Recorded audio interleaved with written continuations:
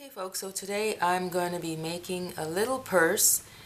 It is something new that I just learned to make just by using a square. I learned how to make this crochet square, and you know, when you learn how to make simple things like squares, then you're able to use your imagination to make anything. And sometimes even when using your imagination, it gets frustrating because you don't know how to implement what you've just made that's so simple into a project, into something. So I just learned how to make this little square.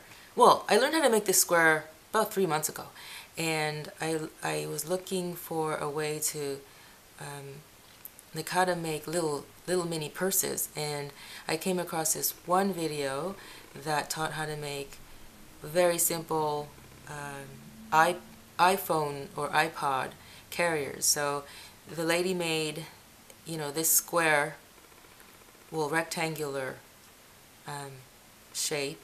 Okay, she crocheted that, and then like I guess depending on, you know, she made one, you know, like I said, it's big enough to fit an iPod or a cell phone or whatever, any kind of phone, right?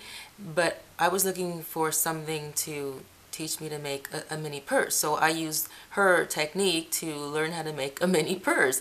And so what she did was she made her rectangle really long, right, long enough to fit her phone, and then she folded it like this, right? So just pretend this is like a really large, like a larger or longer rectangle, and then you stick your phone in there, right? So you know, she closed it up like this, and then she sewed this and she sewed that, and then she took some more yarn and she crocheted a flap, right? Or like, yeah, she crocheted a flap from, you know, from whichever end she started from, and it was like probably like that big, and then she just flipped it over. But then she also showed this method, right? Like you can just make the rectangle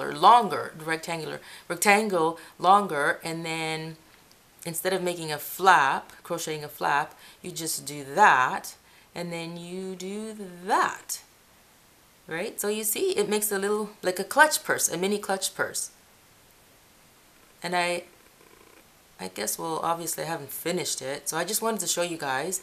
So for anybody out there who wants to learn how to make a little clutch purse, this is the beginning of it.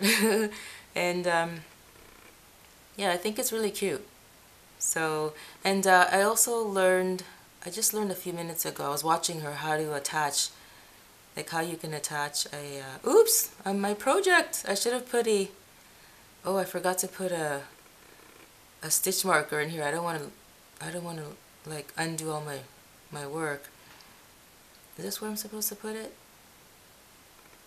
I don't know. Anyway, I'll figure it out after.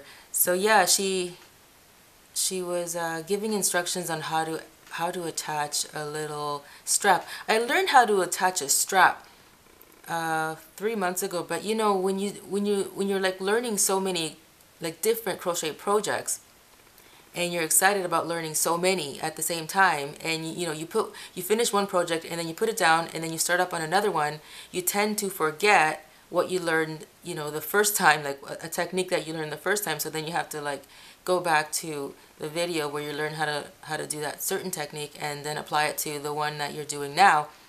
Yeah, so anyway, I'm gonna have to relearn how to attach a strap, because the first time I learned how to do a strap was when I was doing the little baby shoe that you guys have seen, the Mary Jane shoe. I didn't use this yarn. It's a darker color. This is a peachy pink.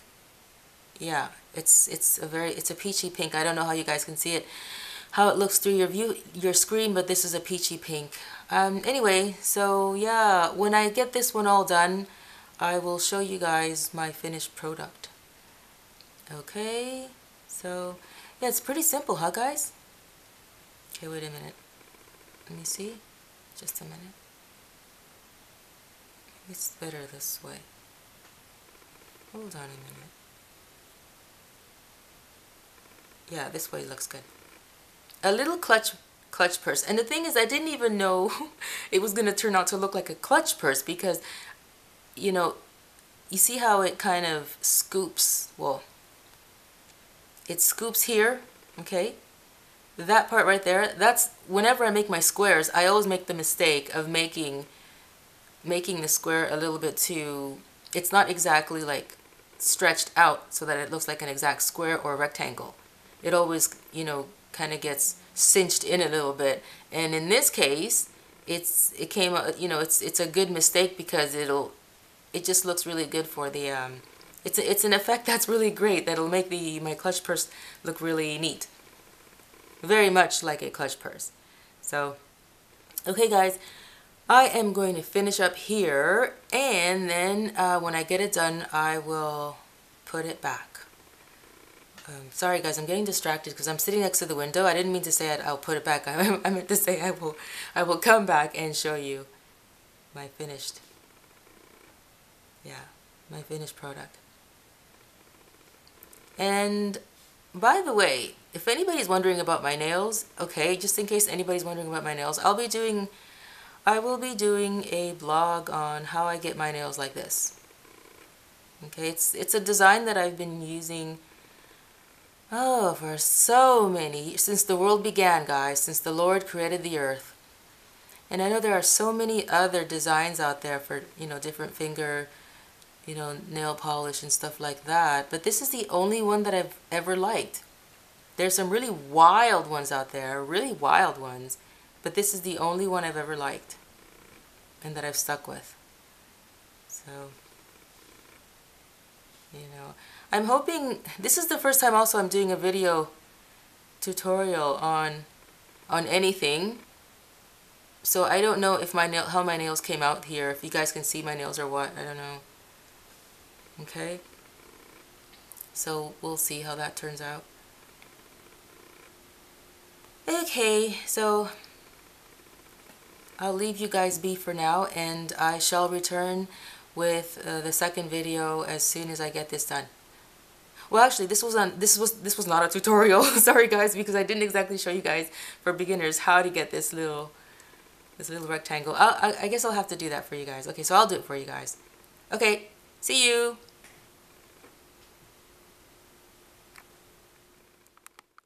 Hi folks, I am back to show you how to make, I'm just laughing because I'm such a beginner, and I'm here to show other beginners how to make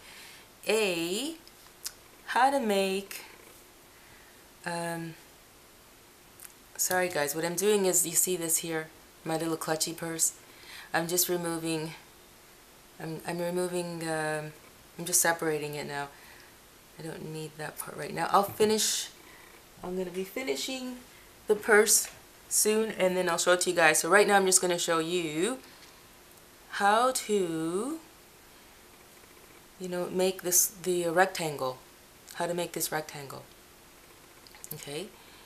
Okay, and this is for a mini purse, guys, okay? For a mini purse.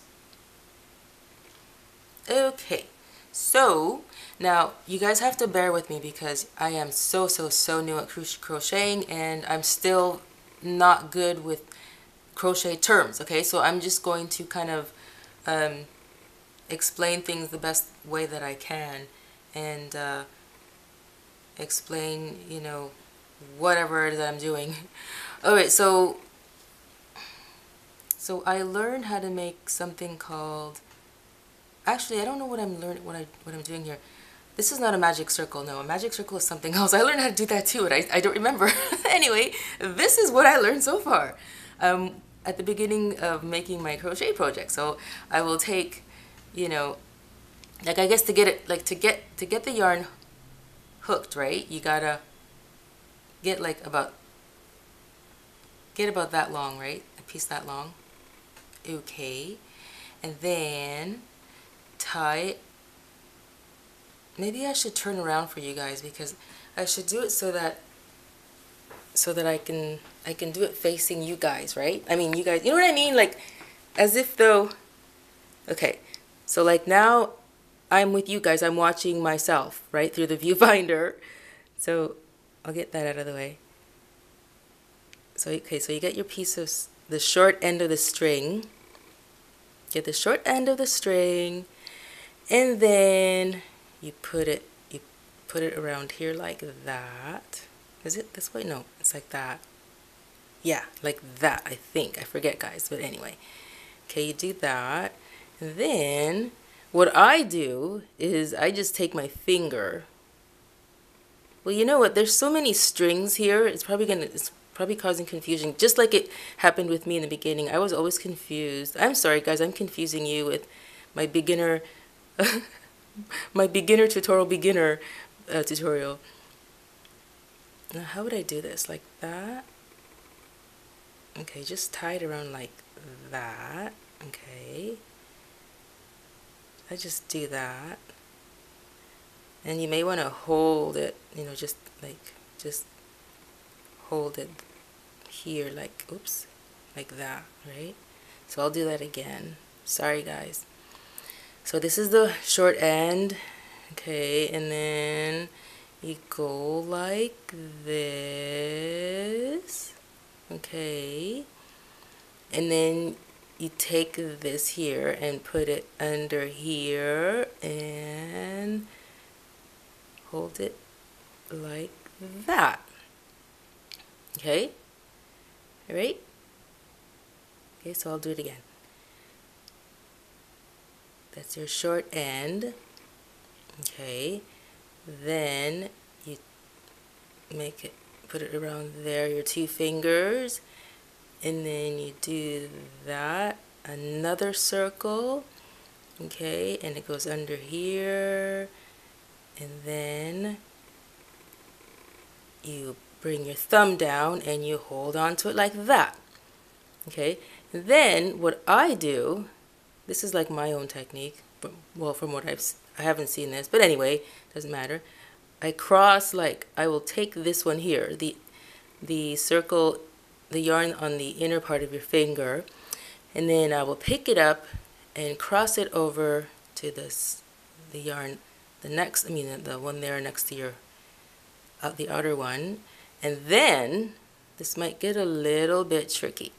So then I will take this one, I will pick it up and put it, here, okay, and then, where's my hook? Oh, okay, I'll grab my hook, and then I will put it there, okay, and then I will pull. Come on, yarn, now pull. Okay, so then now you're all set to go to start making your chains. So I'm hoping that I have not flustered anybody with my frustrating way to you of how to, hook your hook there. So I'll do that again.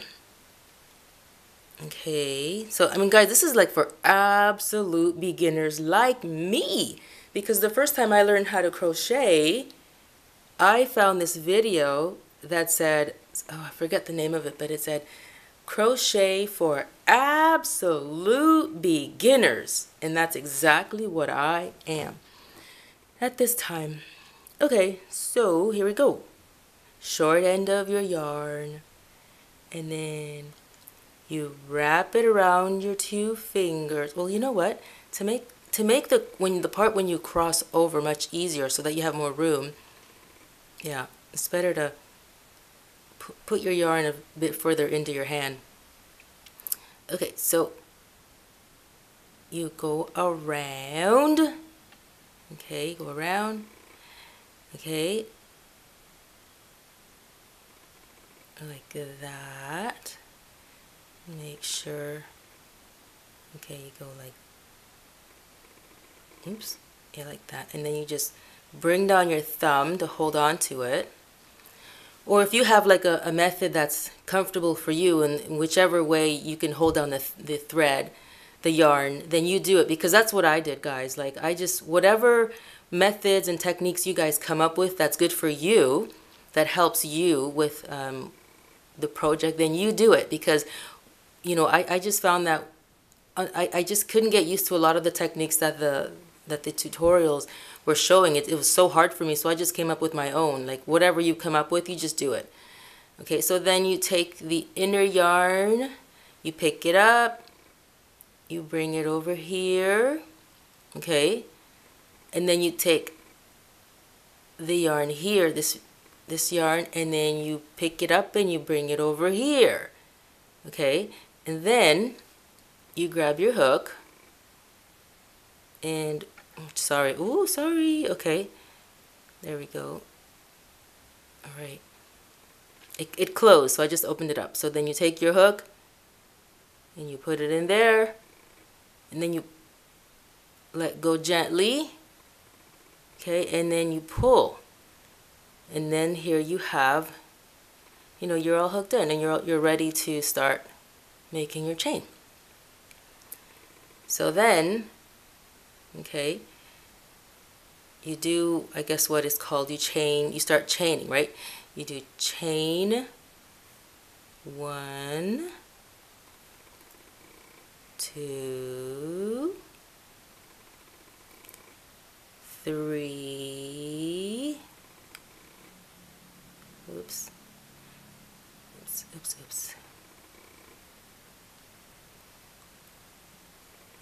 4, 5. I'm going to be doing 15 chains, okay? 5.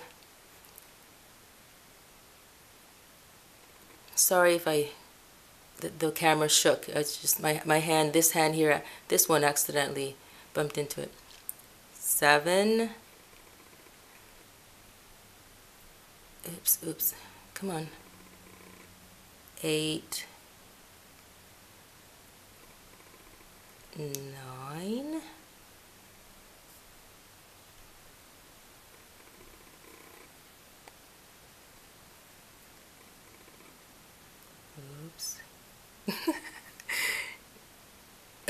Can't get that in there. 10.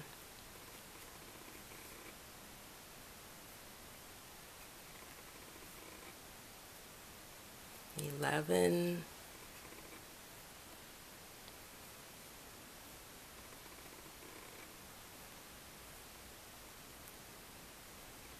12. 13. 14. Oops. I'm kind of making a mess. 14. Come on now. 15. Okay, so that's as long as I'm gonna, this is the length that I'm gonna use to make the little clutch purse. Okay, so that's 15 chains. So I'm just gonna stop it here for a second, guys, and I will return to show you the rest.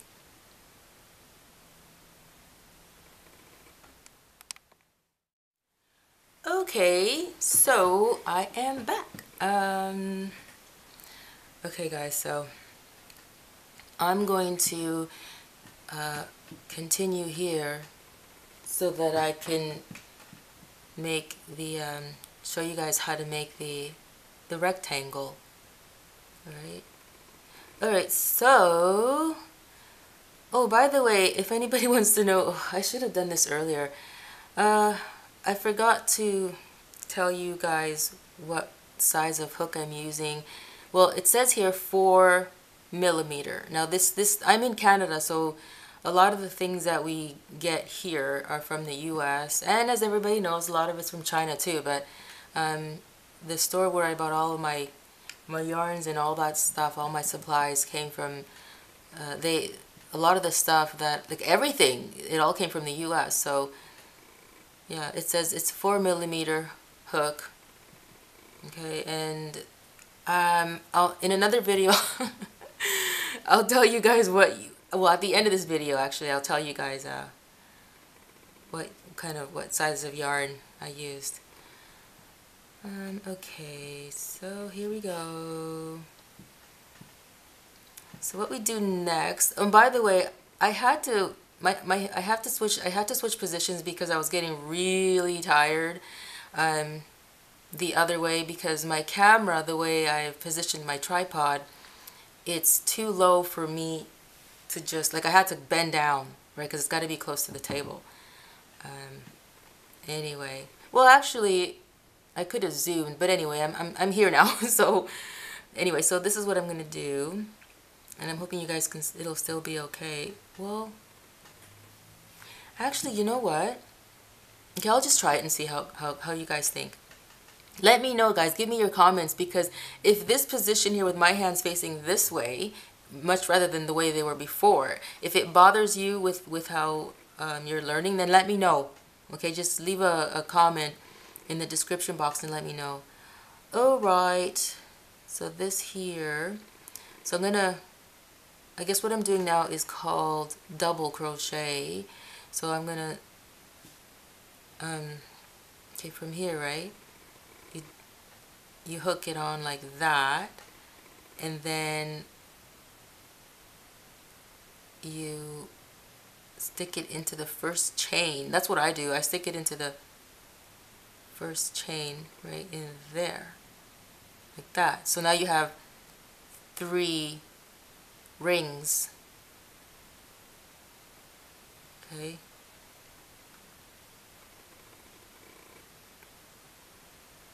You hook it once around, and then you put it into the first chain. That's what I do. Hold on, sorry.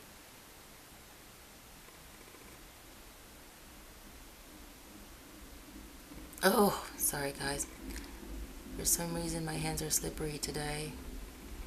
Okay, so I'm just gonna stick it there in the first chain. Okay, so there are your 3 rings. And then you place the chain around the hook, place the yarn around the hook, okay, and then you bring it, oh, this is a little bit difficult, guys, sorry. You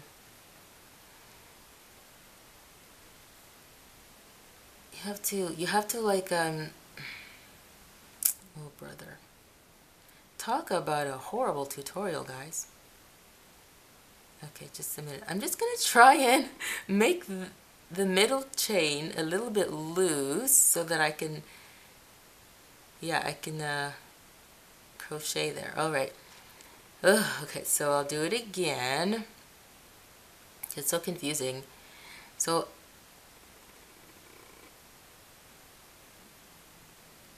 okay, so like I will put the chain around the yarn around the hook, and then put it into the first chain.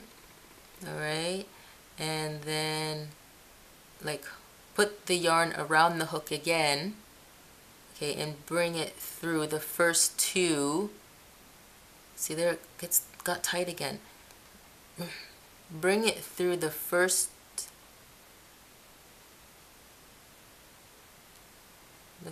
2 rings. I'm trying to stick it into the first 2 rings. I don't understand why I'm having so much trouble. Normally I don't have this, oh, I never have this much trouble.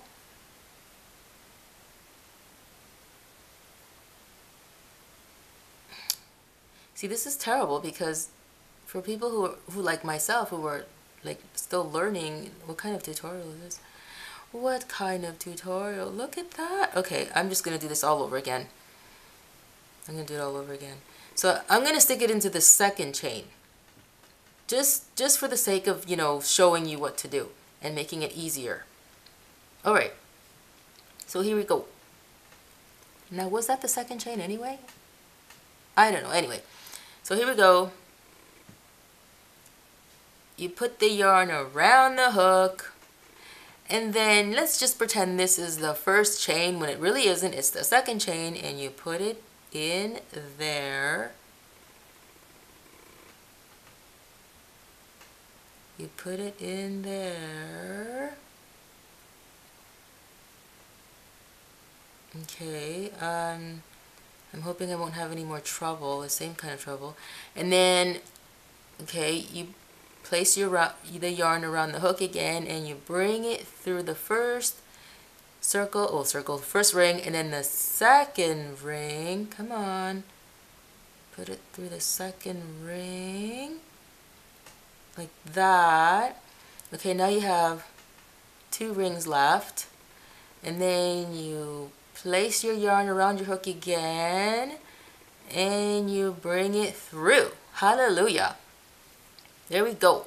And it's yeah, it's supposed to look like this all the time. See that little thing there? That's the way it's supposed to look. Okay, so now we do it again. Place your yarn around your hook, and you place it into the second chain, like that. Okay, I'll do it again.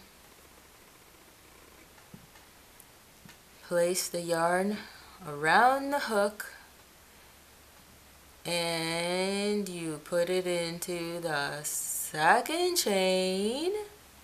Okay, you see how you have the 3 rings there.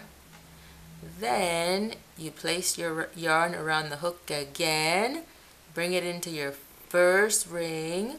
Okay, bring it into your second ring, and you have 2 rings left.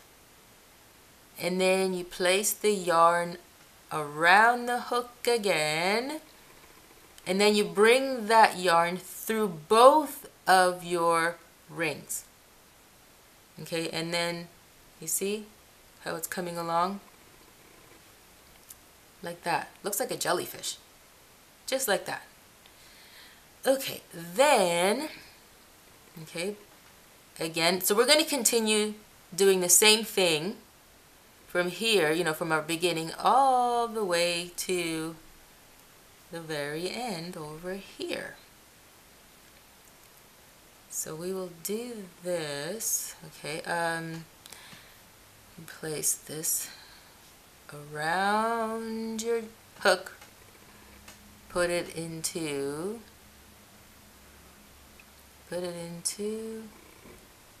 where's my next one? I'm getting confused. I can't put it in there. I cannot put it here, no. Maybe around here? Where do I put it? Okay, I'm just going to go to the very next chain. So, I'll put it over, yeah, I'll put it into this chain here. Okay, so there are your 3 rings. I'm laughing because I'm such a great teacher. Okay, so, and you, okay, so there are your 3 rings, guys, and then you place your yarn around your hook again, place it through the first ring, place it through the second ring, you have 2 rings left, sorry, and then you place the yarn around your hook again, and you bring it through the 2 remaining rings. Okay, so here we go again. Yarn around your hook. Okay. Yarn around your hook. Place it into the next chain. 3 rings. Okay. Yarn around your hook. Place it through the first chain. Okay, you still have 3 chains. Place it through this. Oh, hold on a minute. No, sorry, that was a mistake, guys. Sorry, I'm confusing you. That was a mistake, sorry. Okay, yarn around your hook.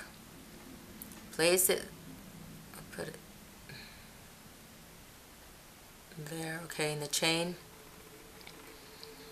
Okay, and then yarn around your hook. Bring it through that one. Bring it through the second chain. Hold on a minute. Okay, and then you bring it through. There we go. Ta-da! Alright, so And we're just going to continue on to the very end. Sorry guys, I just can't get over how I'm doing with my teaching here. Wow, look at that mess though. Okay. And to think that like I'm like trying to teach guys, and I've never produced like such a messy like crochet project. The beginnings of it, at least. I've never done that. Anyway, so here we go again. Yarn around your hook. Place it. And place the hook in the next chain.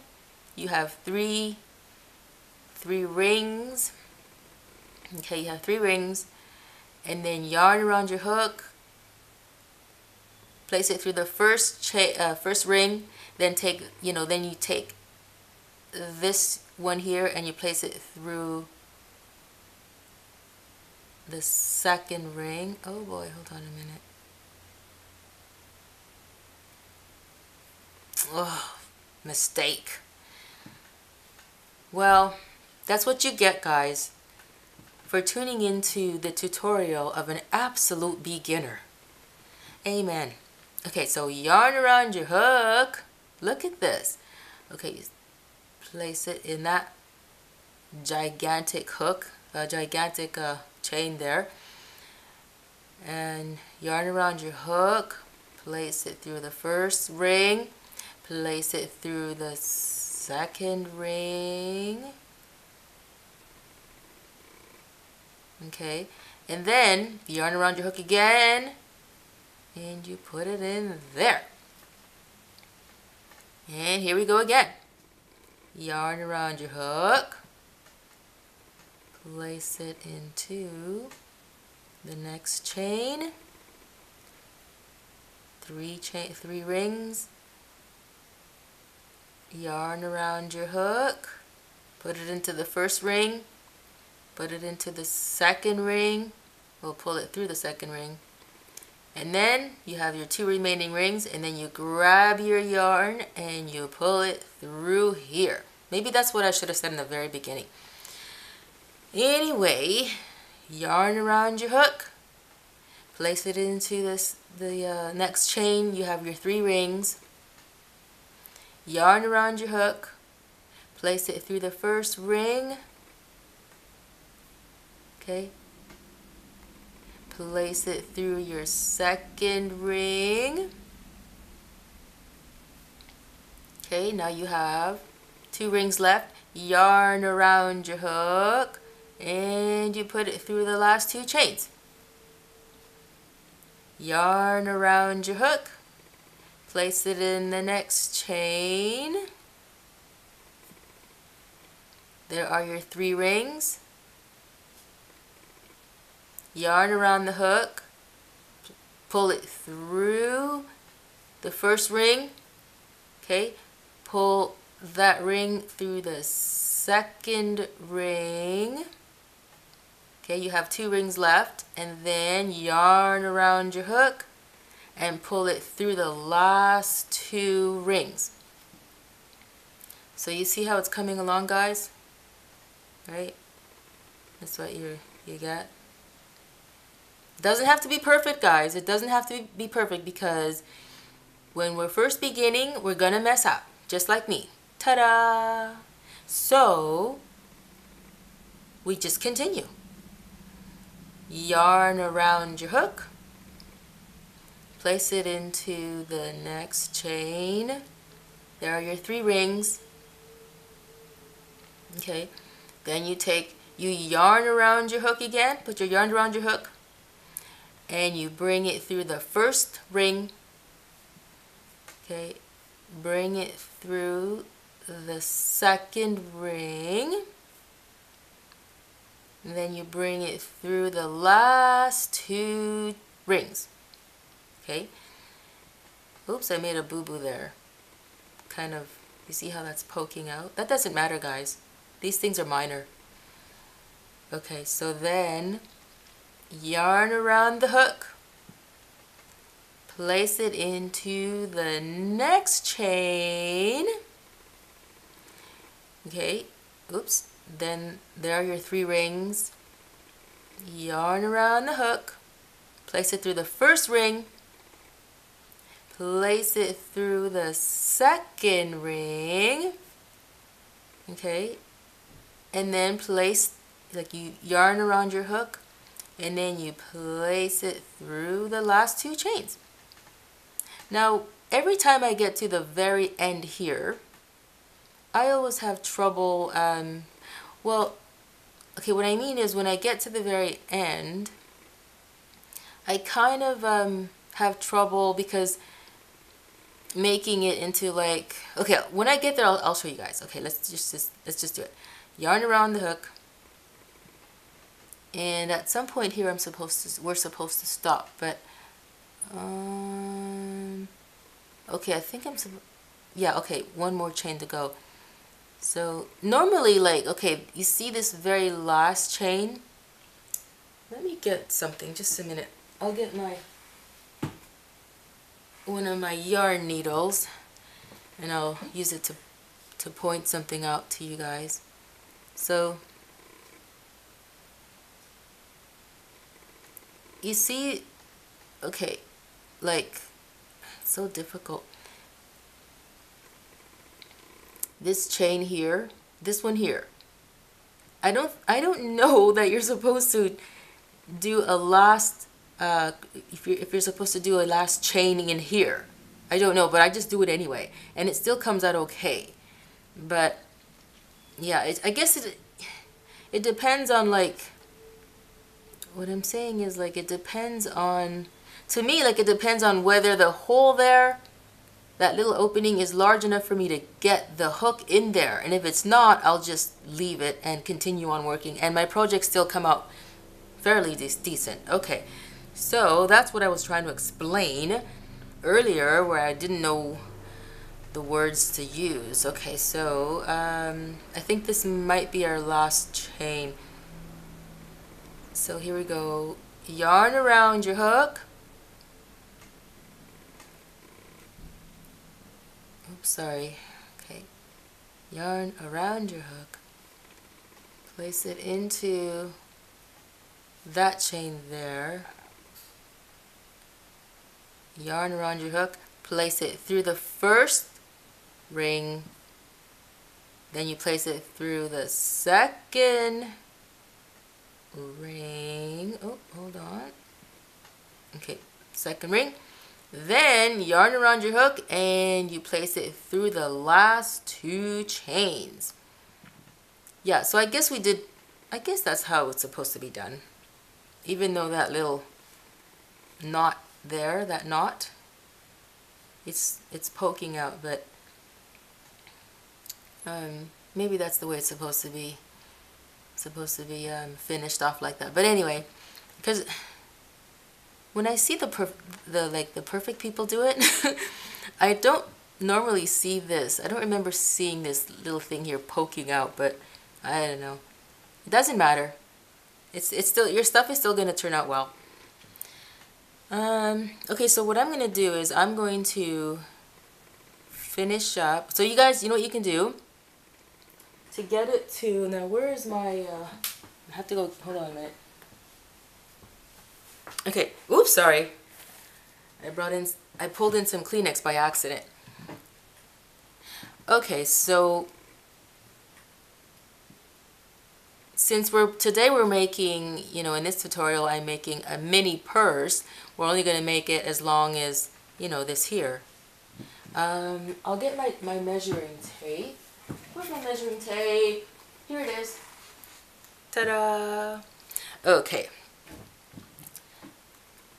Remove that piece of tape. Hi, Uma. That's my cat. By the way, my cat Uma, she's featured in my channel. So just, yes, I know. So just check out my other videos and you'll see her there, guys. Okay, my tabby cat Uma. All right. So let's see how long this is here. It is. Okay, let's see.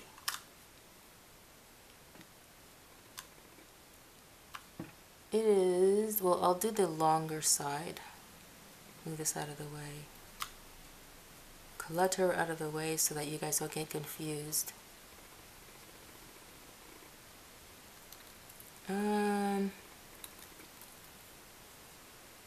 Approximately 4 inches.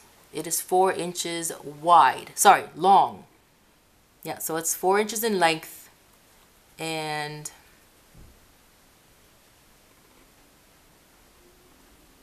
it is just over 2 inches in width. Okay, so it's 2 inches and 1/4. It doesn't have to be like exactly the same size that I'm making. It could be any size, any dimensions that you want, right? It just depends on how big or how little you want your purse, your little mini purse to be.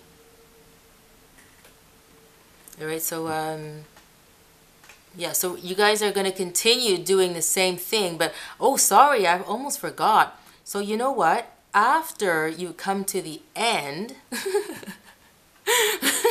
sorry guys, I don't know why I forgot how to, why I would forget to tell you what you have to do next, because I am not a real teacher. I'm just a beginner. Okay, so what you do next is you flip it over. So I'm going to turn around for you guys so you guys can see what way. Oops, sorry, I'll just move all that over. Oops. Oh. Put that there. Okay, so in order for you guys to understand, so that you don't get confused. So once you've come to the end of all your chaining, right? What you do is you just take your, this little piece here, and you just flip it around like that. Okay, and you just put these little chains back there. I mean, these little threads. Just switch them over to this side. That's simple. That's all. Okay, and then you take your, then you take your long thread. You take your long thread. Alright. It's going to feel like it's very awkward because I can't really do too much up close because my camera's going to blurry. It's going to get blurry. So this part under here, it's going to feel like very awkward, like, oh no, it's not going to work. It's going to kind of feel awkward and pull. But you're supposed to do that. Your project will still turn out just great. Alright, so then you chain 2. Like you yarn around your hook, and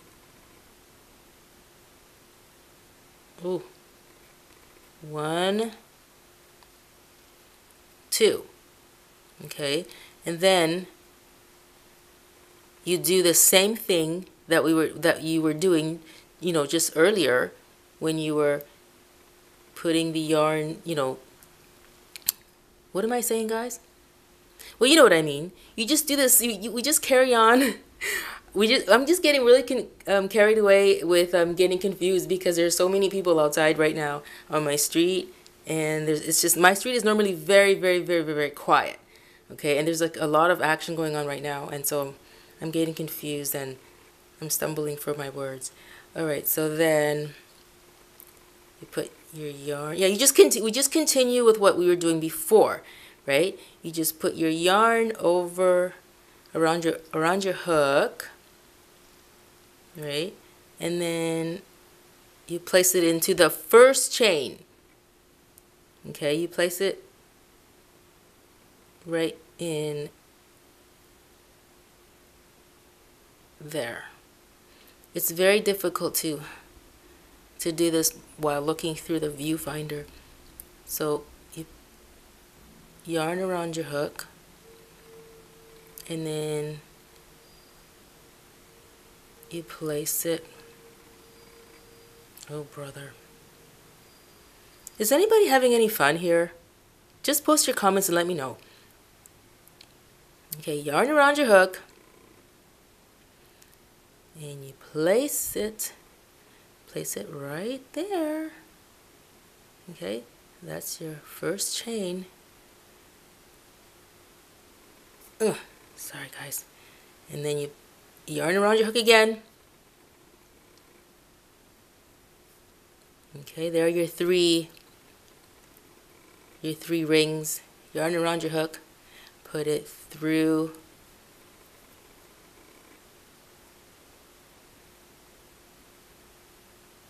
Ooh, this is a little more difficult for me now. Well, it's not more difficult for me. It's more difficult for you because it's kind of hard to see, right guys? I don't know. Okay, yarn around your hook. Put it through the first ring. Okay. Oh, sorry, I'm shaking the camera by accident. Okay, and then you take that ring and you put it through the second ring. And then you yarn around your hook again. And you put it through the last two rings. So I'm going to do that again for you. Yarn around your hook. Put it in the second, well, the next chain there. Okay. Put it in the next one. Yarn around your hook. Okay, there are your three rings. Yarn around your hook. Put it through the first ring. Oh, sorry guys. Because I'm looking at myself at my hands. And whenever I look at my hands, I kind of tend to, my hands veer away from the view of the camera. Sorry. Okay, so then you take this first ring and you put it into the second one, the second ring, and then you put your yarn around your hook again and you bring it through the last two chains. Okay, so yarn around your hook again, put it through the first, the next chain. Okay, so your next chain, okay, you see that? It's your next chain right there. Put it in there. Okay, and then yarn around your hook oops. Come on now. Oh, what did I do? Okay, that's fine. Yeah, that's okay. Okay, so then you yarn around your hook again. You bring it through. Okay, there are your three rings.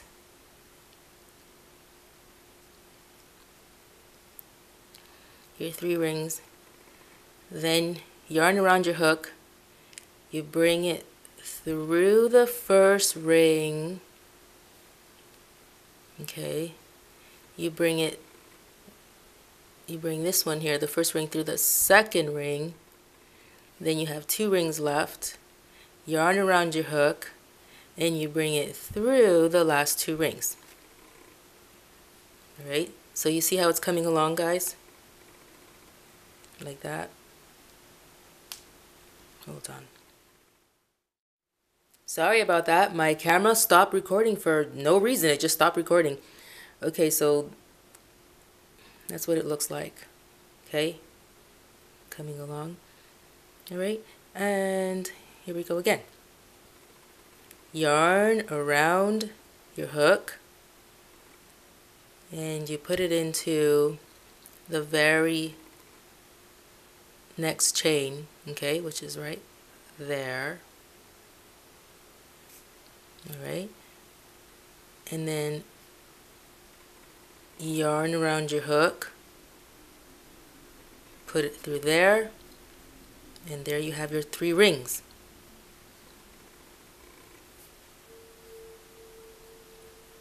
There we go, your three rings. Okay, then yarn around the hook, bring it through your first ring.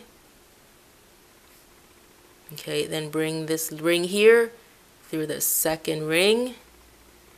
Okay, you have two rings left. Yarn around your hook, bring it through the last two rings. Okay, then yarn around your hook, put it into the next chain right here. Okay, and then we yarn around the hook, bring it through, okay, yarn around the hook, bring it through the first chain, the first ring, okay, and then bring that ring through the second ring, okay, and then yarn around your hook and bring the yarn through the last two rings. Okay, so yarn around your hook,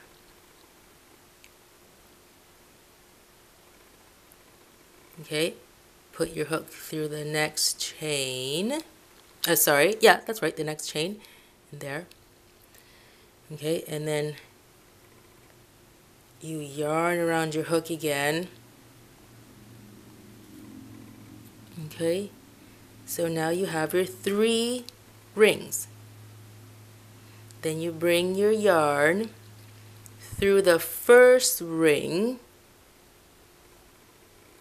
okay, then you bring that ring through the second ring, and then you yarn around your hook and you bring that yarn through your last two rings.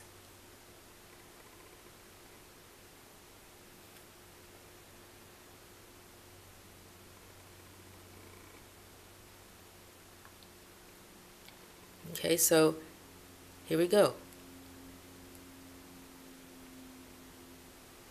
Yarn around your hook, put it into the very next chain,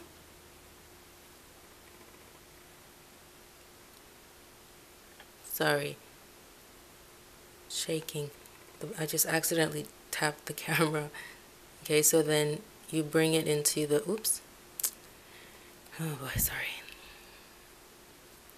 Okay, so yarn around your hook, okay, and you bring it into your next chain, right in there. Sorry about the abruptness, guys.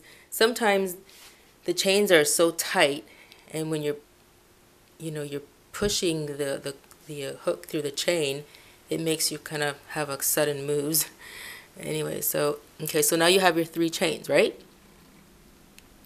Yarn around the hook through the first ring, okay, then through the second ring, okay, you have your last 2 rings, yarn around the hook, and you bring it through your last 2 rings, okay, and here we go again. Yarn around your hook, okay, you put it into the next chain, okay, you yarn around your hook, yarn around your hook again, bring it through the first ring. There are your 3 rings. Yarn around the hook, bring it through the first ring, okay, now bring that first ring through the second ring. Sorry, just a minute, I'm making some boo-boos here. Okay, so now you have your last 2 rings. Okay, so then you yarn around your hook and you bring it through your last 2 rings.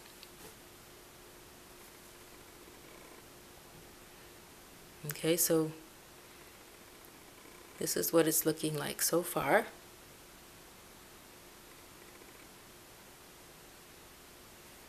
Okay, and here we go again.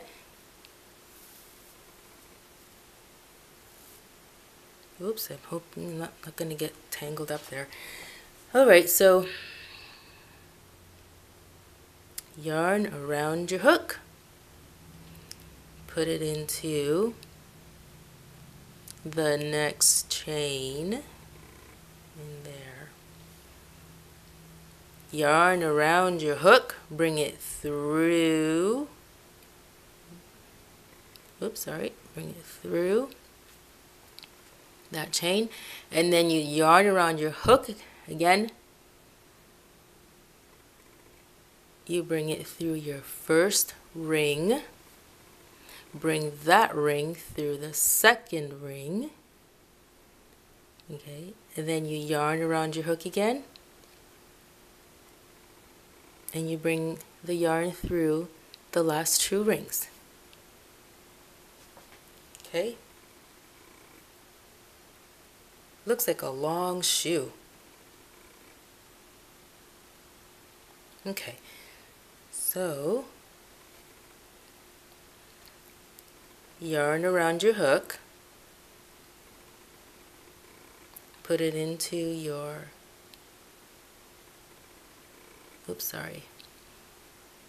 yarn around the hook, put it into the next chain, okay, alright, yarn around the hook, bring it through, okay, then take this ring and put it into this ring. Did I do that right? Hold on guys, so sorry. Distracted again. Let me start all over again. Sorry. Okay. Okay, so yarn around your hook. Okay. Then you put it through the next chain. Okay. Yarn around your hook, bring it through, okay, then you have your 3 rings, okay, then you yarn around your hook again, and you bring it, pull it through the first ring, pull that first ring through the second ring, okay, yarn around your hook again, and bring the yarn through the last 2 rings.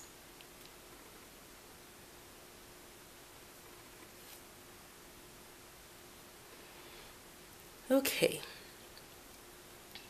yarn around your hook. Okay, now we're getting close to the end, well, of this part. Okay, yarn around your hook, put it through the next chain in there. Okay, so yarn around your hook again, bring it through there. Okay, so now there you have your 3 rings. Okay,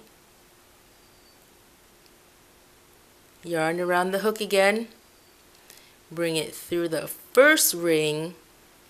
Okay, then bring that ring through the second ring. Okay, you have 2 left, 2 rings left. Yarn around your hook again, and then you bring it through the last 2 rings. Now, oops, there's a mess here. Okay, normally I never get tangled up. Okay, so it's all untangled now. Alright, sorry. I think it's untangled, yeah. Okay, so what we do here is, what I normally do is, you're supposed to, like, in a lot of the videos I see, they tell you, like, when you get to the end, you're supposed to, I don't know, like, count like 1, 2 chains. I'm so confused, guys. I'm really confused when it comes to that sort of thing. So I just do my own thing and it still comes out right. You're supposed to like count like 1, 2 chains or something like that, right? And then you don't yarn, like put like the yarn around your hook, but you just put it through through a chain like that, okay, and then you take the yarn around your hook and pull it through, okay, and then you pull it through the other one. You do that, but I don't do that. For some reason, for me, it just comes out pointy like that. And it's not supposed to come out pointy. It's supposed to come out more square. So what I do, because I get frustrated with a lot of techniques that I find, for me, I find them difficult. So what I do is I just continue to do the double crochet, right? So I just yarn around my hook, right? Yarn around the hook, and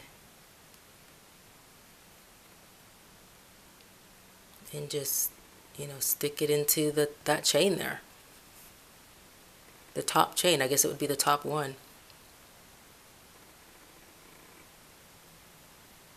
Or, actually, yeah, maybe it's better just to, I was thinking maybe I should do what, in this case, because of the way it turned out. It all depends on how it turns out, you know.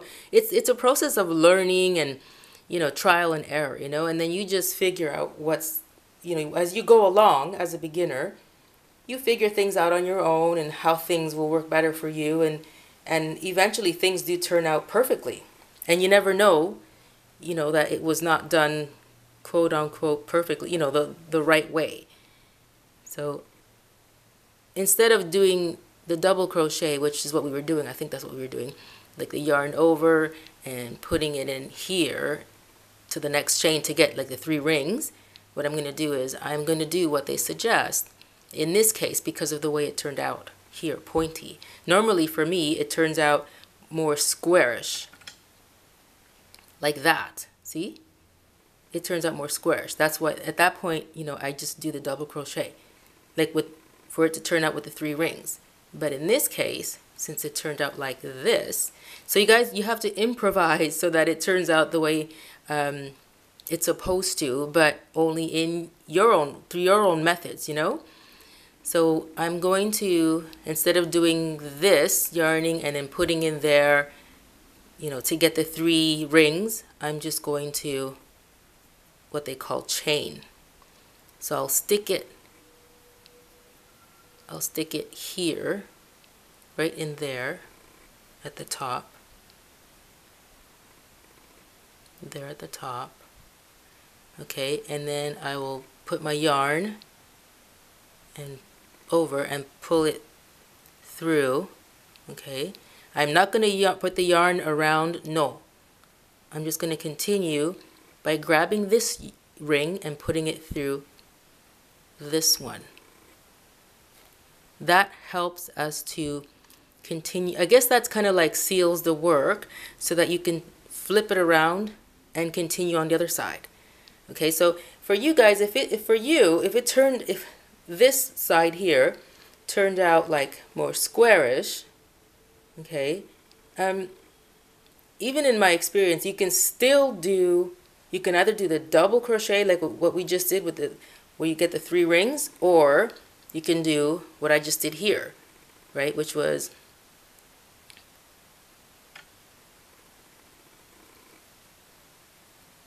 not the double crochet, just the single one.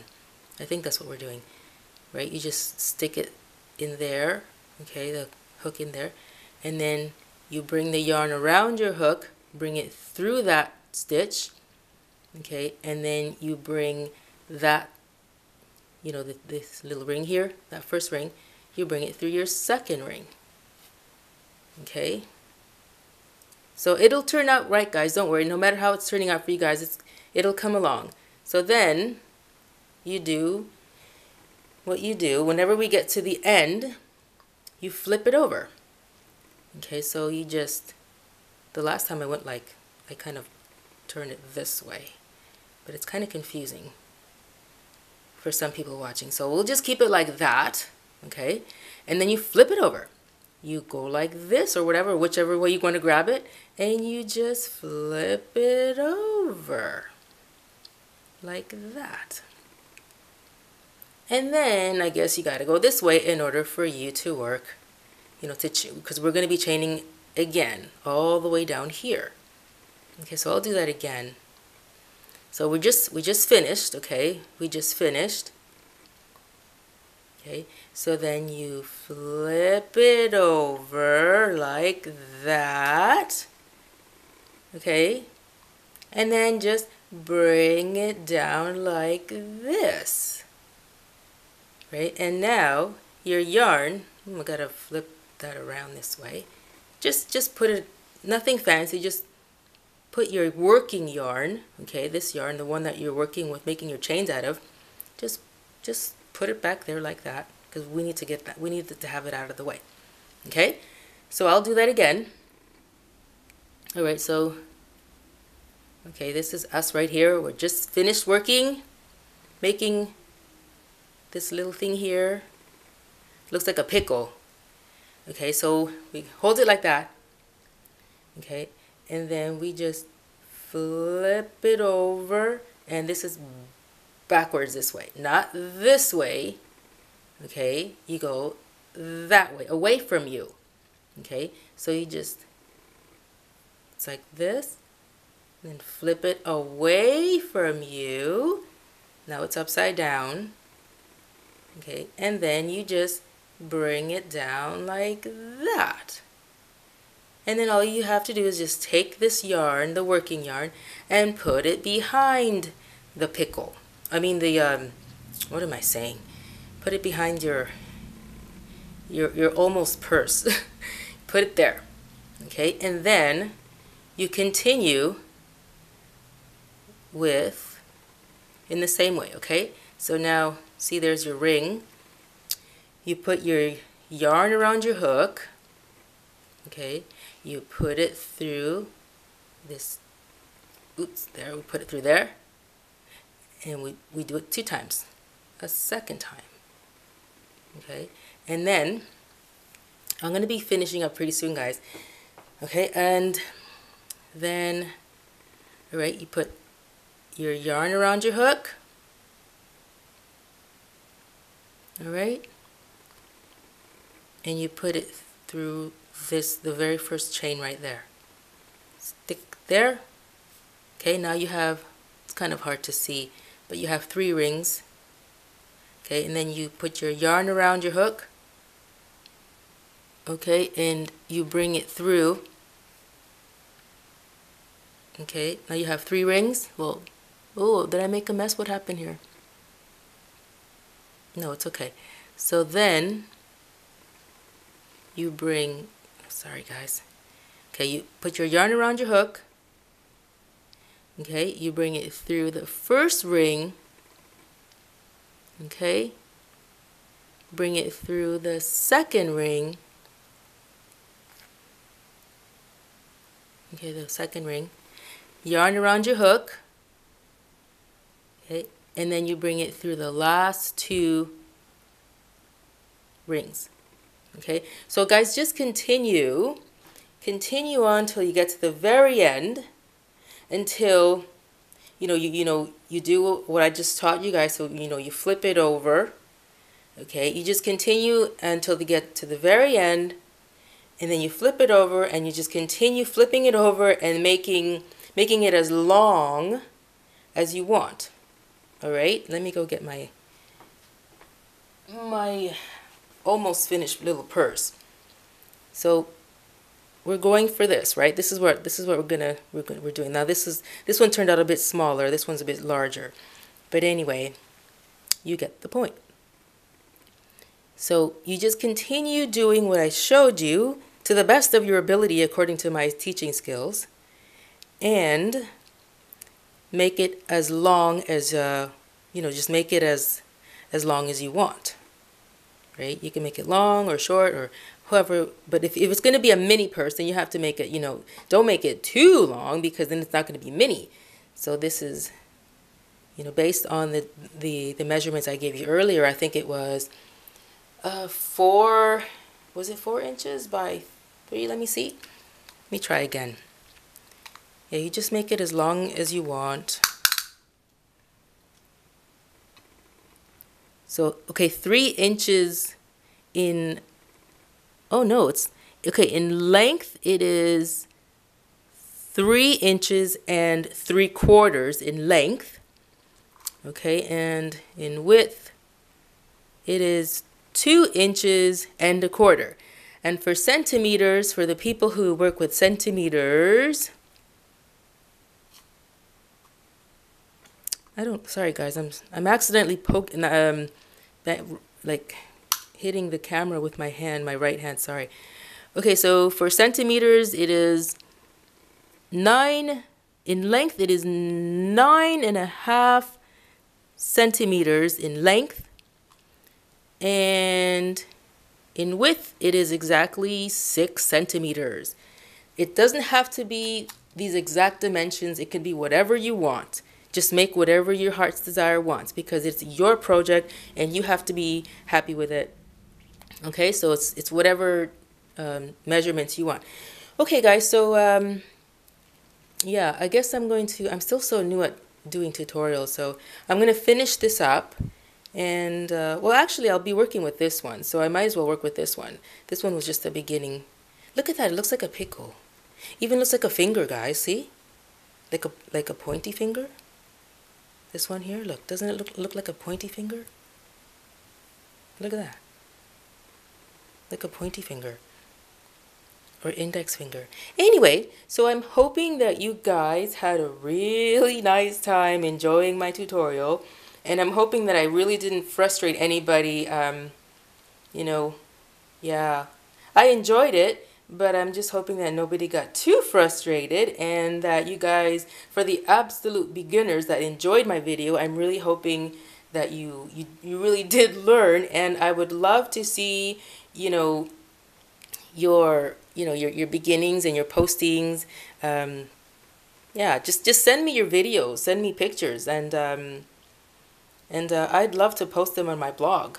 I will do that. I have a weblog, guys. So in the description box, you will see a link to my weblog, and I have a, yeah, I just posted my weblog today. Well, today is July is it the 17th today? July 16, 2016, and I just posted today a request, like on my weblog, a request for people to send me your crochet or knitting projects, whether you're an expert or just a beginner like myself. Guys, just send in your stuff, and I'm going to be choosing from amongst those a few to post, so that the rest of the world can see. And yeah, that would be really great. So just send me some stuff, guys. I'd love to see your stuff and post them on my weblog. And for you guys that sell, I would love to also give you some exposure. It's complimentary. It'll be on my blog, and for people to be made aware of your creations. And you never know, you might get like tons of orders. You never know. Okay, so thanks guys for listening and for hearing and for checking me out with this my very first tutorial on crochet. All right. Okay, see you guys soon. Bye. Hi guys, so here is my little purse, the one that I told you guys I was going to be making. And yes, it came out fairly decent, right? So it's pretty cute. You can tell here it's a little bit lopsided. So the back, because this is the back part obviously, and the strap, I made the strap a little bit crooked, guys, because I'm still new at this stuff. So you see how it's like kind of lopsided or uneven. So the strap here is higher than the one over here, but it's not that bad of a job. But anyway, and this front part here, it looks pretty nice. It looks really cute. And this little rosette here, I was learning, I was making some roses. I wanted to learn how to make some roses, and I was having a really hard time. So I did some research on learning how to, well, what I'm trying to say is I found some videos on how to make roses, but it was so hard for me. So what I did was just let me find something that will teach me how to make a flat circle. So that's what I found. I found a video that taught me how to make this flat circle, and it turned out looking like a little rosette. So this was not originally part of my project. I just had this lying around from another project that I did, and I stuck it on here. You can either stitch it on or glue it, but if you're going to be giving this to a child, I suggest you do not give anything like this, especially with detachables. You know, this could come off. They could easily rip this off. No child under 5 years old should have this. Okay, guys, so that's just my disclaimer to you guys. Do not give anybody from 5 years old and under, I mean under 5, a 5-year-old, yes, okay, but anybody under 5, no, I wouldn't do it. Okay, so that's my little purse, and it is functional. I don't, for you people who know how to attach, you know, those snap buttons, right? You can just attach it here, put it there, and close it shut. And you can, you know, use it for, I don't know, it's so small. You can use it to put a coin in there.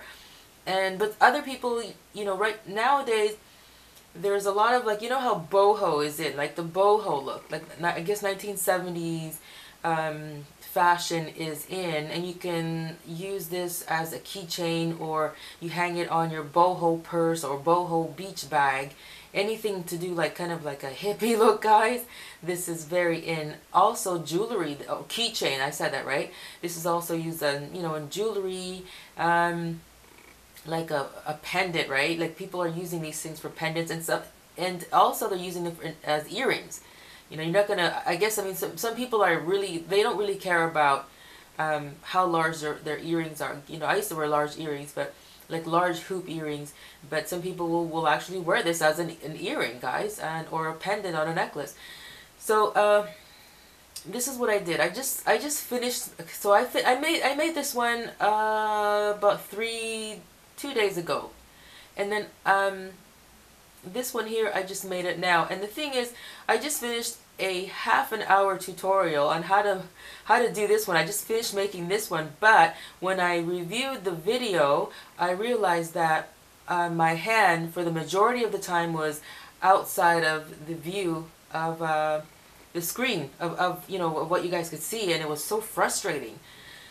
Oh, I was so tired. Anyway, so it came out because you guys, I'm still new, and you know, I'm still very new, and I'm learning just as you guys are learning. So if you guys don't mind learning from a beginner, then this is what you're going to produce, if you don't mind. So yeah, it's still cute, and this little rosette here, it came out a little bit kooky because you see how, you see this little part there? It wasn't supposed to come out like that. I made a mistake, but I you know, you can, guys, you improvise and you just hide it and you put it under there like that.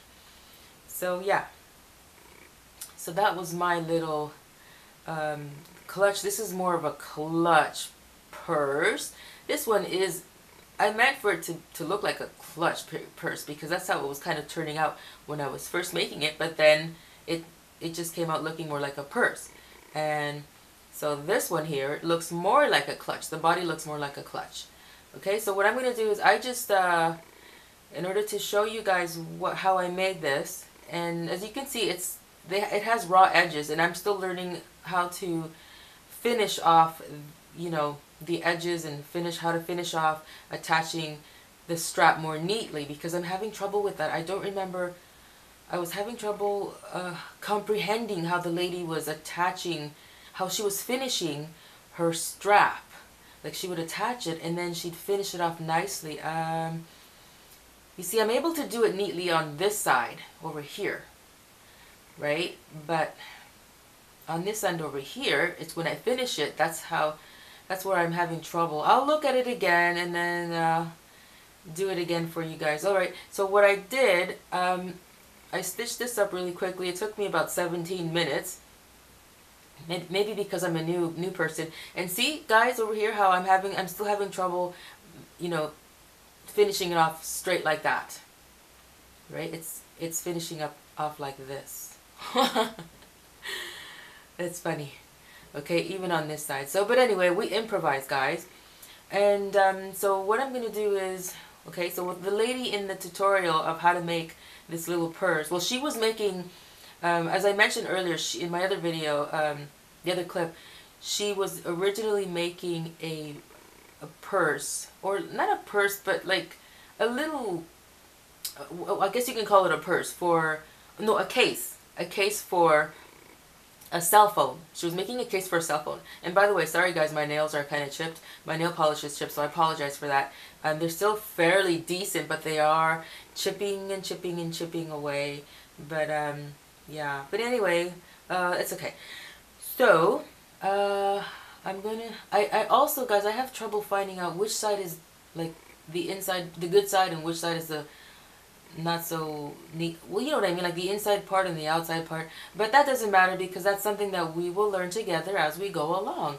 Because I'm going to be turning this inside out. When I first made this one, I didn't turn it inside out. I just finished it off as it was, right? Like, so what I did was the lady folded it like that, right? And then she went like this to make the flap. Right? So she made the little case, she folded it like this, and then she went like that to make the case. Now, and then she sewed it here, all along this side, and she sewed it here. But what I did with the second one was, after I sewed it, right, I flipped it, you know, inside out to, I mean, it's still, you still get a very neat, this is the first one, you still get a very neat look. You still get a very neat look. But yeah, I just flipped it inside out. Anyway, so let's start now. I'm gonna get some of my thread, I mean my yarn. Okay, so here's, oops, oh no, did I mess up the position here? Oh no, no, hold on, let me just, did I mess it up? Did I mess it up? Okay, everything's fine. Sorry guys, sorry, I didn't mean to bump into the tripod. I have a bad habit of, well, it's not a bad habit, but like an oopsie mistake habit of banging into the tripod at times. Okay, so I'm just going to cut a piece of thread so that I can sew the purse together. And I'm really hoping that my batteries will not go out on me, because when I was filming the first part, the first video that I had to delete, the one where the majority of everything that I was filming was not even in view, that one, oh, sorry, that one, my camera just stopped recording. For all of a sudden, it stopped recording. I don't know why it's been doing that, but it's just been doing that. Okay, guys, so what we're gonna do here is, you have your, okay, your rectangle there, and then you fold it like that. Fold it so that you can get as much of the body, like as much as possible, a big body. And then I guess this will be the flap, right? Oops, I gotta place that there, because it's, just a minute, I've got to place something over here, so it's a marker that will help me to keep my hand within the frame of your view. Okay, I was using this and I forgot. Anyway, so okay, so now I'm going to, yeah, I've already folded that, and I'm going to turn it this way.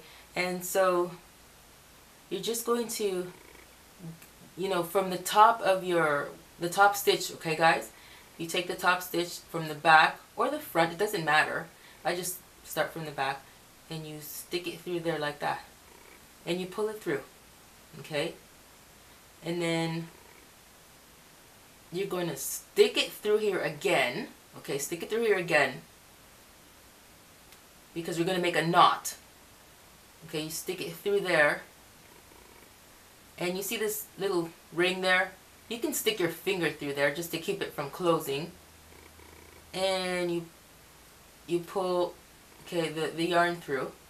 Okay, so then you remove your finger, and you put the yarn, the thread, your yarn needle through the circle, and you pull it, okay, and you make a, there you go, you make a knot.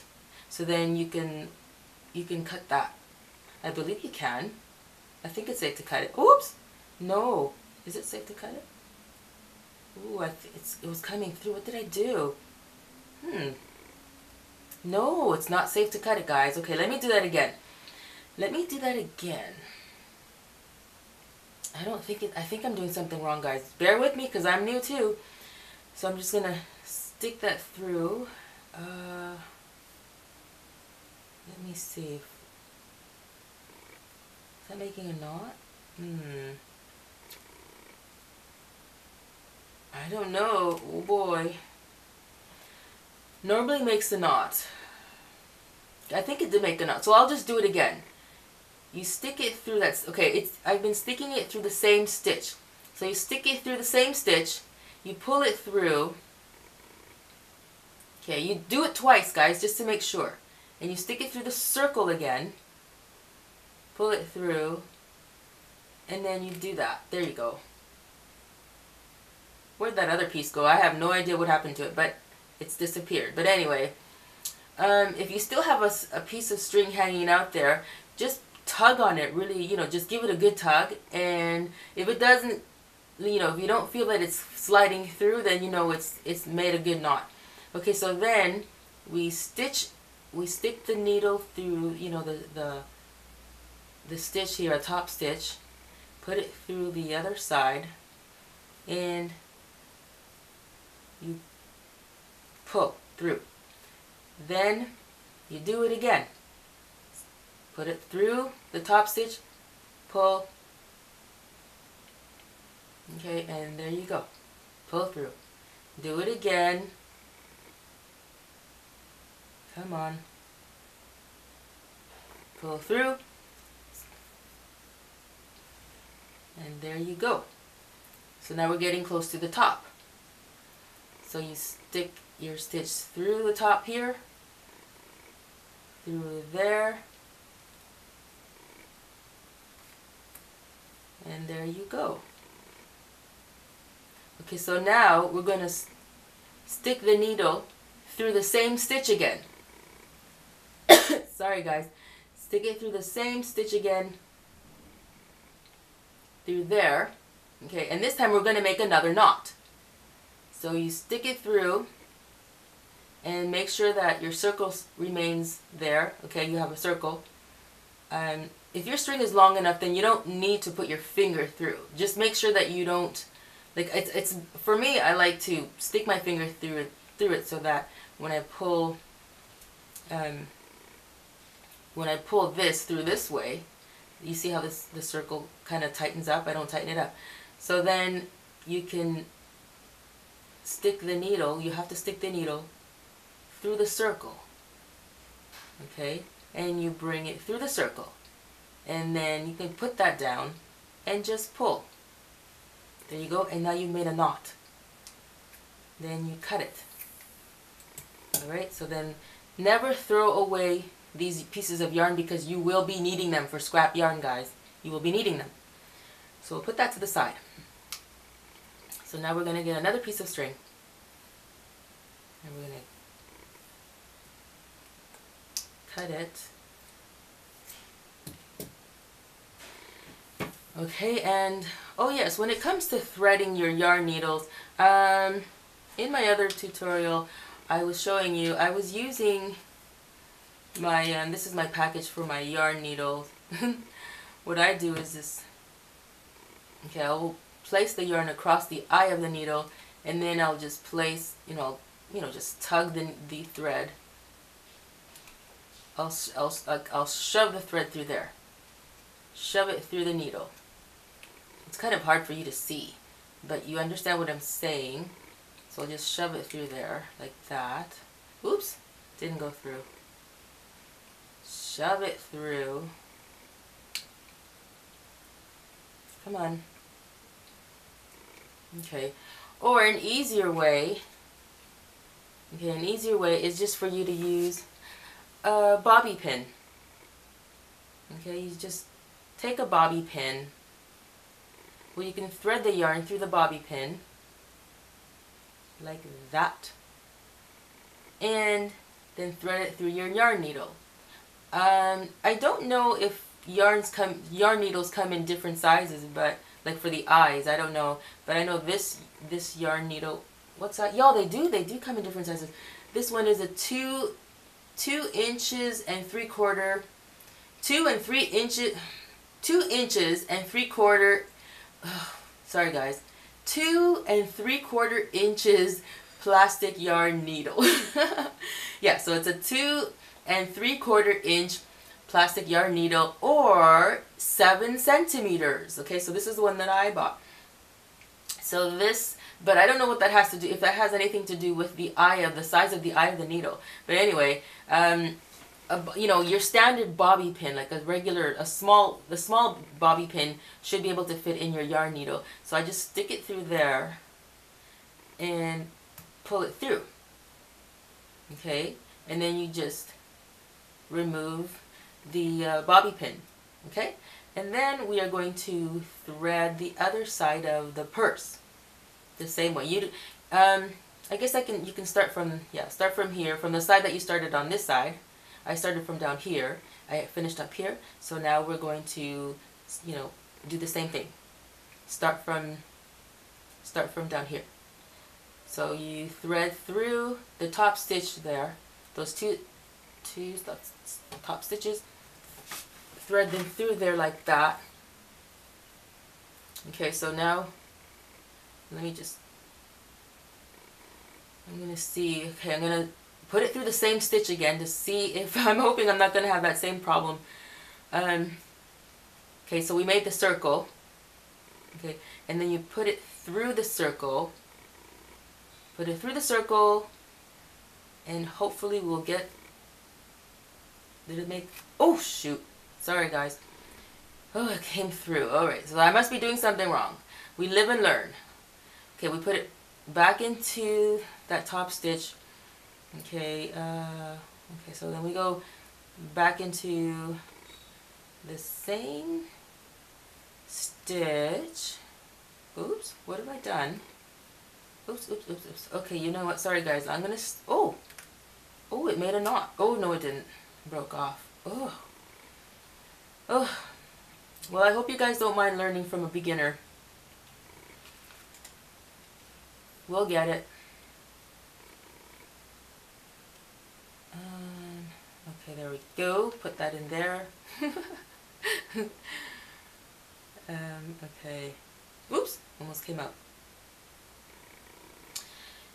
Okay, so here we go again. Put it through there. Put it through there. Come on. Alright, so put it through the same, should we put it through the same stitch? Oh no, we can't do that. Now I understand why. Because when we put it through the same stitch, or can we? I think I did that the last time. I don't remember. Or maybe, okay, should we put it through the same stitch? Okay, we'll put it through the same stitch. Okay, and then, sorry, because sometimes when there are too many strings, you know, people get confused.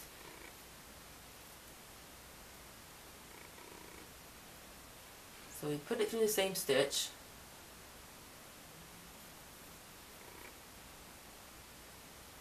No, I don't think this is going to work.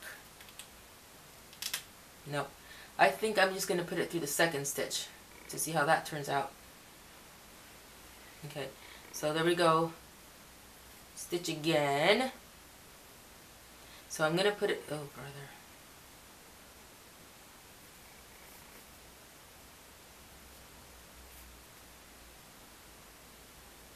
Okay, so I'm going to put it through the second stitch.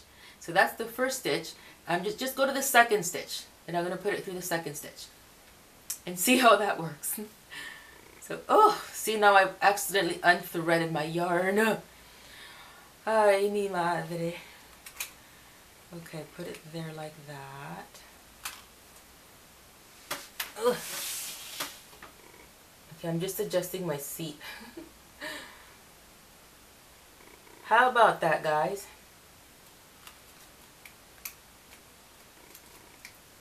Learning from somebody who's making so many mistakes.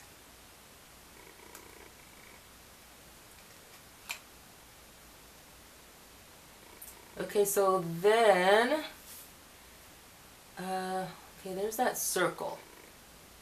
All right, so we have the circle. So, okay, so you put it through you've stitched it through the first stitch and then you put it through the second stitch, and now we've made that circle, and now we're gonna thread the yarn needle through the circle and let's see how that works out. Okay, it's made a knot, so I guess that's what I was doing wrong. I was supposed to stitch it through the second stitch instead of threading it through the first stitch to try to make the knot. So I just threaded it through the second stitch and made the circle, and then I made the knot. Okay, so now we can continue with our stitching, threading, sewing it together. Okay, so we just go to the the third stitch, or the next stitch. Okay, and we continue to move that out of the way to put our little purse together. And there.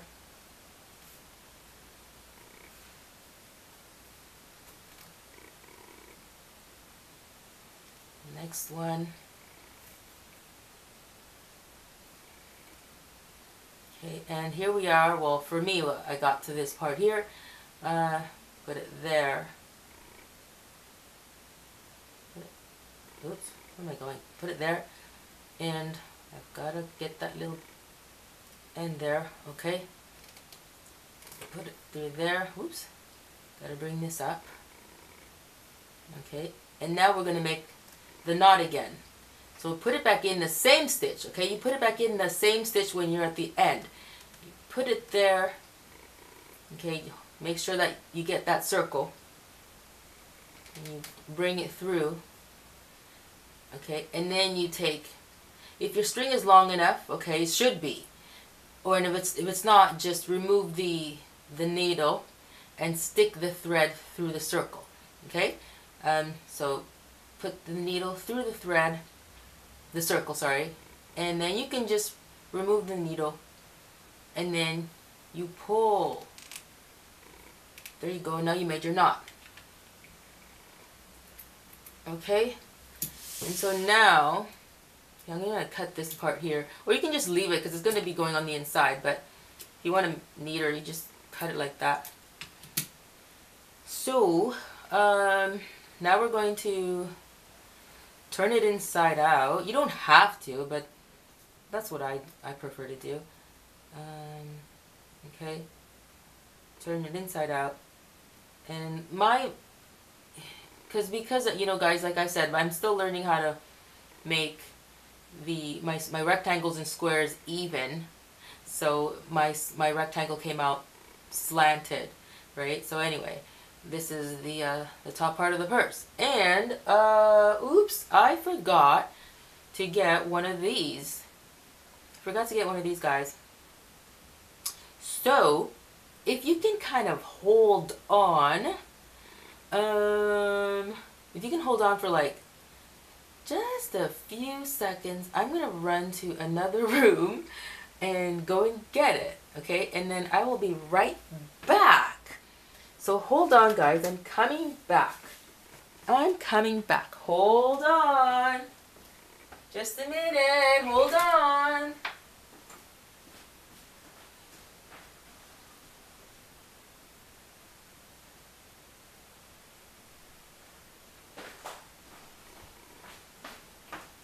Okay, I'm back. I'm back. Sorry, guys.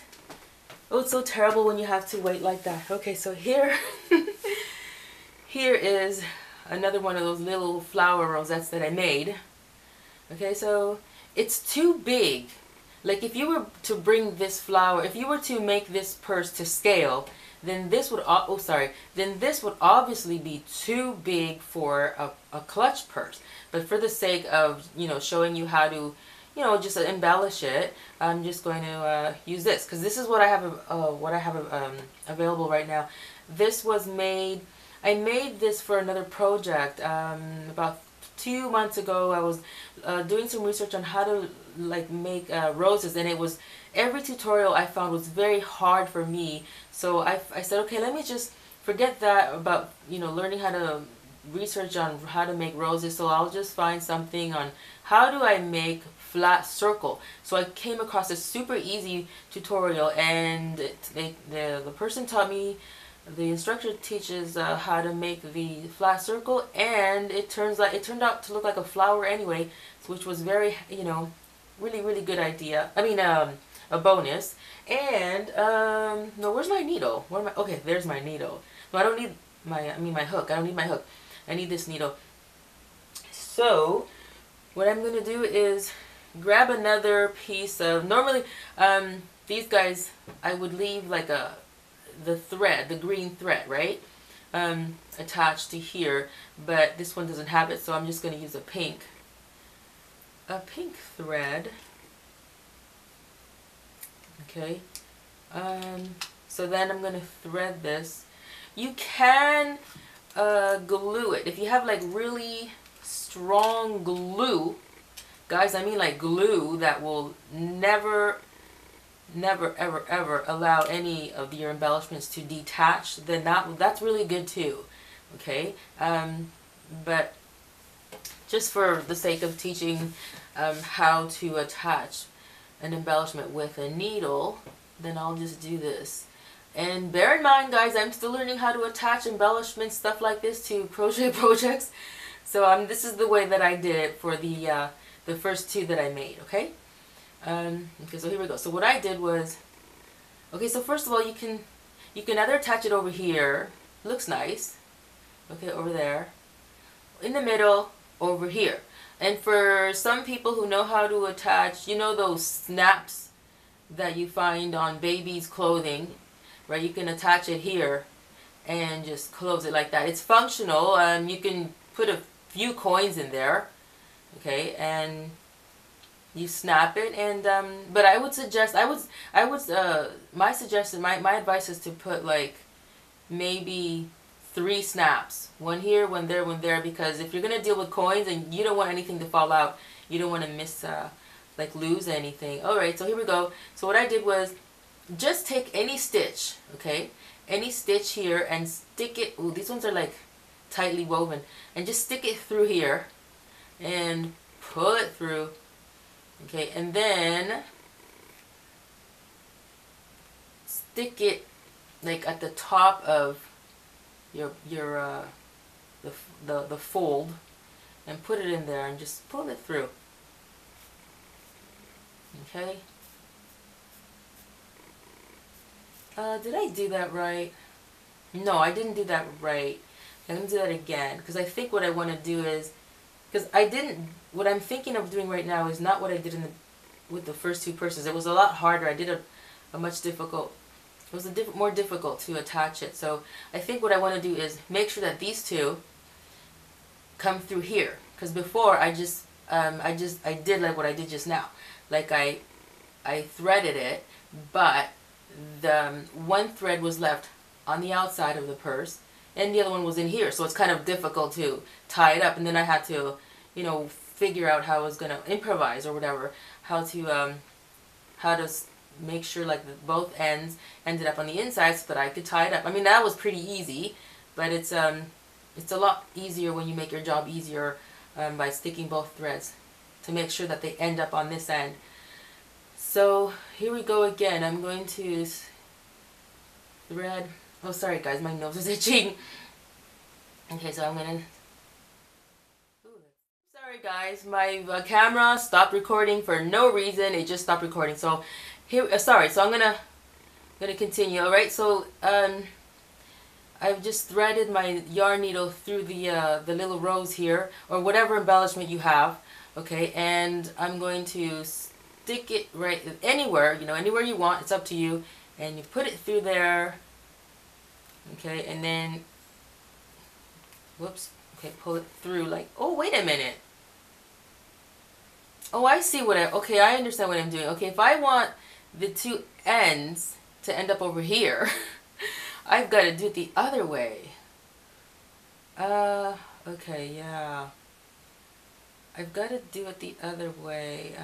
So how would I do that? This way, like that? Yeah, okay, so I'd have to, okay, I would have to stick this, okay, so we want these 2 edges to end up on the inside.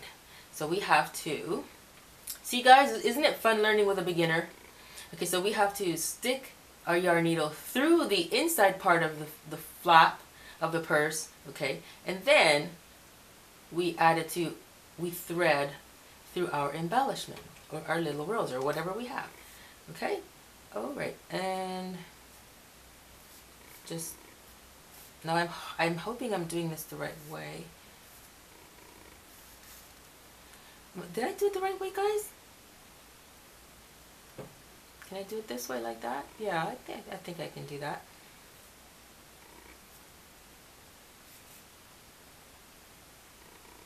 Okay. Am I doing this right? Put it. Okay, let's see. Okay, maybe I should thread it again. Let's see. Okay, we'll thread it again. We'll thread it again through our embellishment. Okay, and see how that works out. All right, and then we'll put it in another area. It's up to you. Just make sure it's underneath your embellishment. Okay, put it. Okay, yeah, that works. Yep, that works. Okay, we'll just leave it like that. Okay, and now I'm stuck with how I am going to finish it.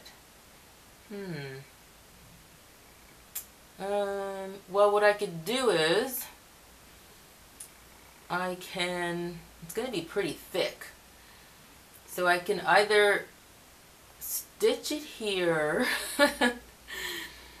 stitch it here, like that, and make a, like, you know, guys, like you can make a stitch, right? Like, I mean, thread the yarn through a stitch. I'm trying to find a place where I can stitch it. Well, I guess I can. Okay, I can stitch it right here. Thread it through here, right? Okay, just find a stitch. Okay, this is, guys, you know, I'm just going along as I learn, and okay, and then I'm gonna make that circle, right? So we've already threaded the needle through one of the stitches. Okay, so we have the circle, and we're gonna go around the circle and stick the needle through the thread, and we will see how that works out. We'll see if it turns into a knot. Yes, it did turn into a knot. Now, I don't know, this is not the way I learned how to attach an embellishment. I'm just going as I learn, you know, using my brain. Now this part here, it needs to be you know, tied up. So we'll see what we could do. Okay, oh boy. Alright, anyway, so I'm gonna grab my needle, my scissors, and I'm just gonna cut that. Right, and this part here.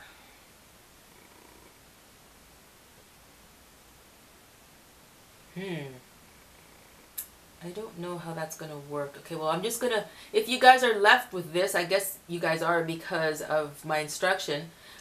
In the meantime, you know, because both you and I are just learning, so just tie it, just make a knot like that. Okay, just make a knot. So what's gonna happen is I'm gonna have to find a tutorial on how to properly finish an embellishment.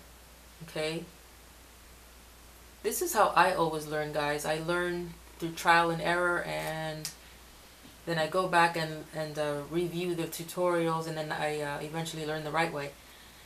Okay, so now we're going to, well, actually this was supposed to be the last thing that we added.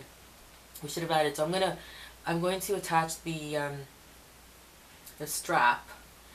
This is too short, so I'm going to get a longer one.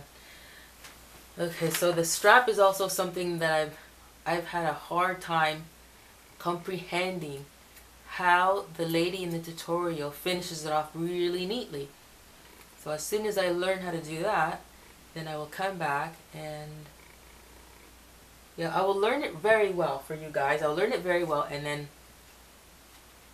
when I'm ready, I will come back and show you guys what I've learned. So you just thread yourself another piece of thread, yarn.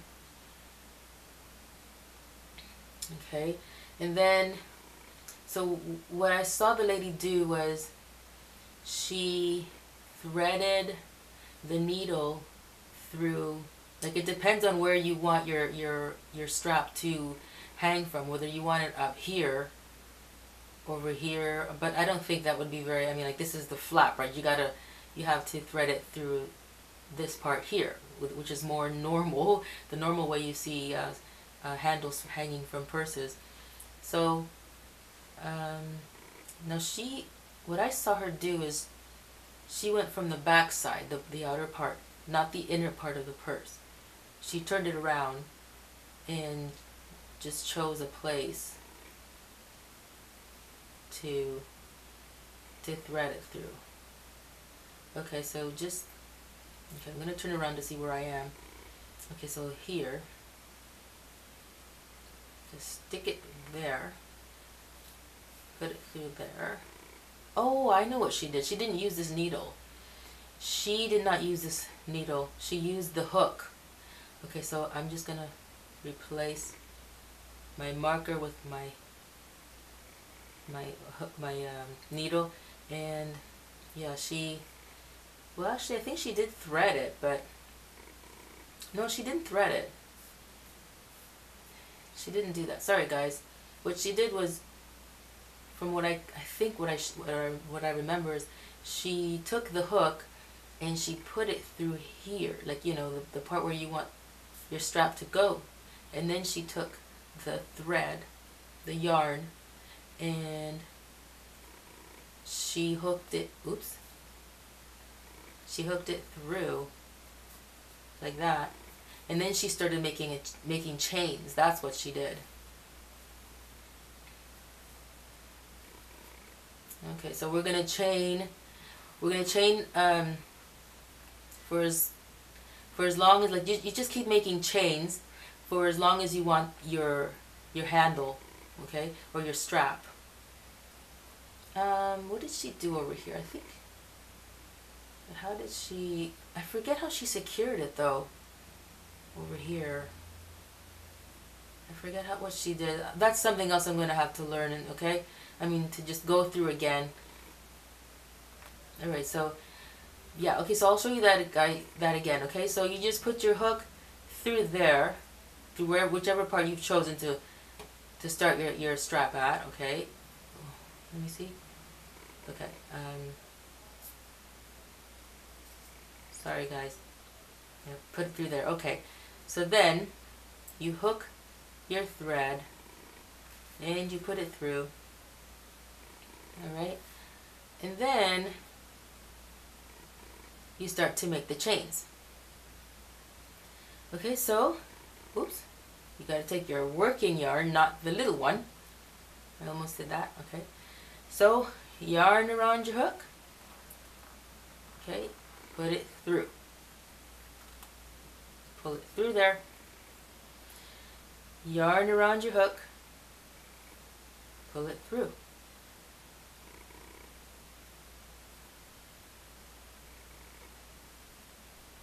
Yarn around your hook. Pull it through.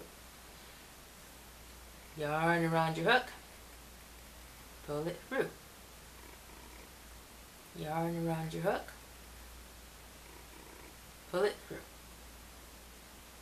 Yarn around your hook. Pull it through. Yarn around your hook. Pull it through.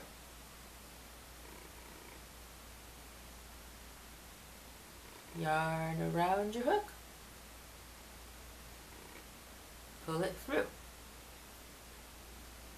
Yarn around your hook. Pull it through. Yarn around your hook. Pull it through. So we've got a nice length, but it's too short. It's still too short. So remember, you make the length as long as you want it. Okay? So yarn around your hook. Pull it through. And when it comes to holding on to the yarn and the hook, it does not matter. There is no set rule as to how you're going to hold on to your yarn or your hook or any of your tools, because we all function, you know, our hands, we all do things differently, and whichever way you're going to handle something is the best way for you, right? Like some of the techniques that I've seen the people, you know, making the tutorials on, I am not able to hold on to the tools in the way that they're holding on to them. So I just hold on, you know, figure out a way of holding on to it the way I would, that's comfortable for my hands, and that's the way I'm able to work, you know, my projects, and I'm able to finish them. So whichever way you're able to figure out, you know, holding on or finishing your projects, or, you know, doing your projects the way, you know, because everybody's got different hands, right? We all have different dexterity. So the way you function with your hands is the way you should work for your on your projects, because you're working with your hands, not somebody else's. So you just work with your hands, and whichever way you figure it out, that's just perfect for you. That's how God made you, and that's how He wants you to work. Okay. Okay. Now, well, what happened is I didn't get enough yarn to, let me see, to come over to the other side. Well, it's going to be a very short strap. So what I'm going to do is I'm going to finish up, and then I'll show you how to, well, I'll try and show you how to finish it up on this end, because I'm still having a hard time finishing it off too. Okay, so yarn around your hook and pull it through, yarn around your hook, pull it through, yarn around your hook, oops, around your hook, pull it through. It should not be this short, okay? That's just me. It should be a lot longer, because you're going to need a lot, you know, a wider, a longer strand to finish it off. Okay, so now, okay, I think I better stick my hook right back in there, and I'm trying to remember how I mean, even though, you know, this is the second one that I made, this one here is the second one, okay? This is the first one. And although I just made this one about an hour ago, I still don't remember how I finished it off. Okay, just a minute. So what I remember, okay, what she did was she first of all, to get it nice and even, I guess you can place your strap across the purse like that, okay, and place your finger, you know, where the end of the strap finishes, right, you know, lands right there, and then I guess that's where you can, you know, insert the hook to attach the other part of the strap. Now, oh boy, I am trying to figure out how she finished it off. How did I do it?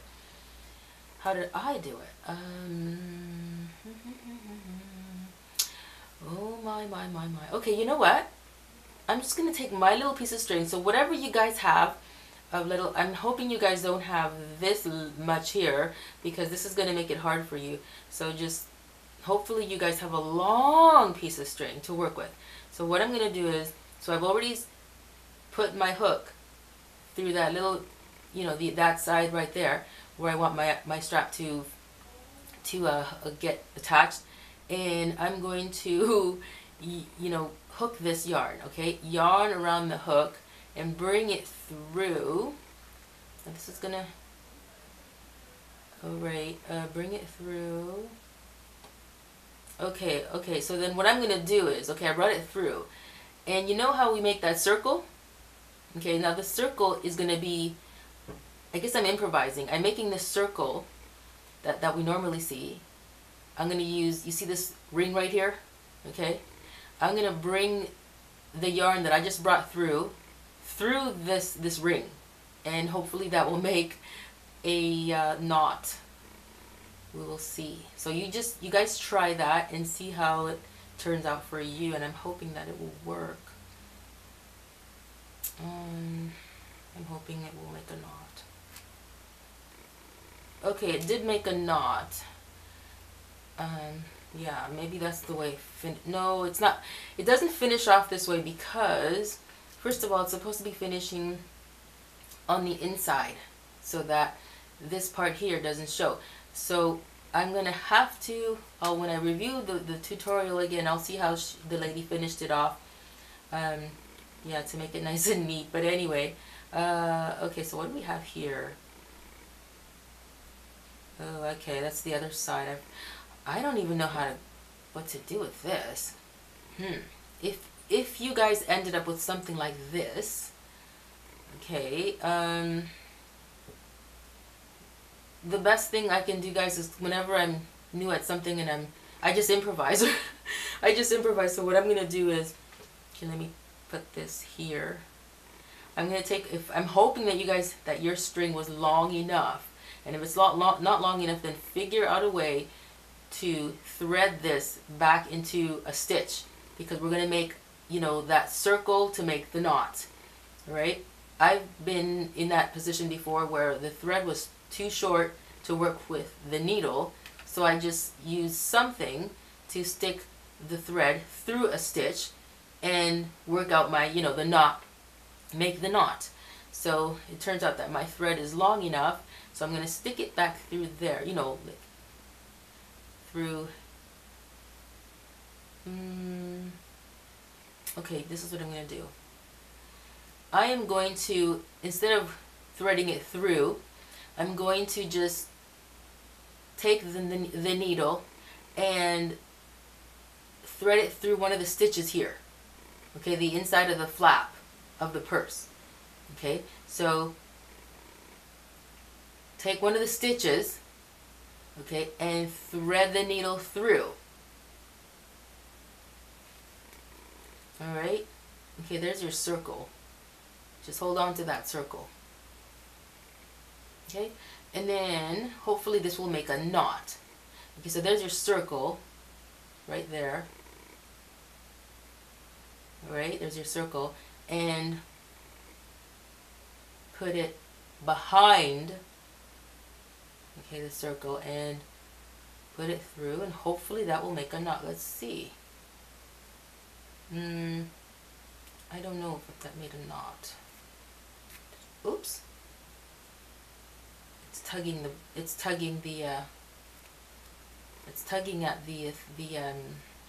the strap. Let me see. No, it's not tugging at the strap. Oh, no, it didn't tug at the strap. My mistake. Okay, it did make a knot. It made a knot. So that circle that I just made, okay, that made a knot. Actually, let me see. It's feeling a little bit loose. So if I were you guys, just do that again. So just put it through. If you can find the same stitch, put it through there. And if not, maybe you can just get go through another stitch, right? But just make sure, okay, that it's when you make the knot, it's secure, and tug at it, okay, to make sure that nothing is coming undone.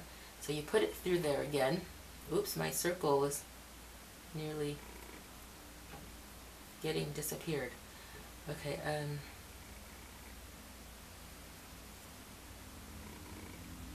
okay, I just unthreaded my needle, but I was able to get my thread through. So I'm gonna just stick it through here, that circle.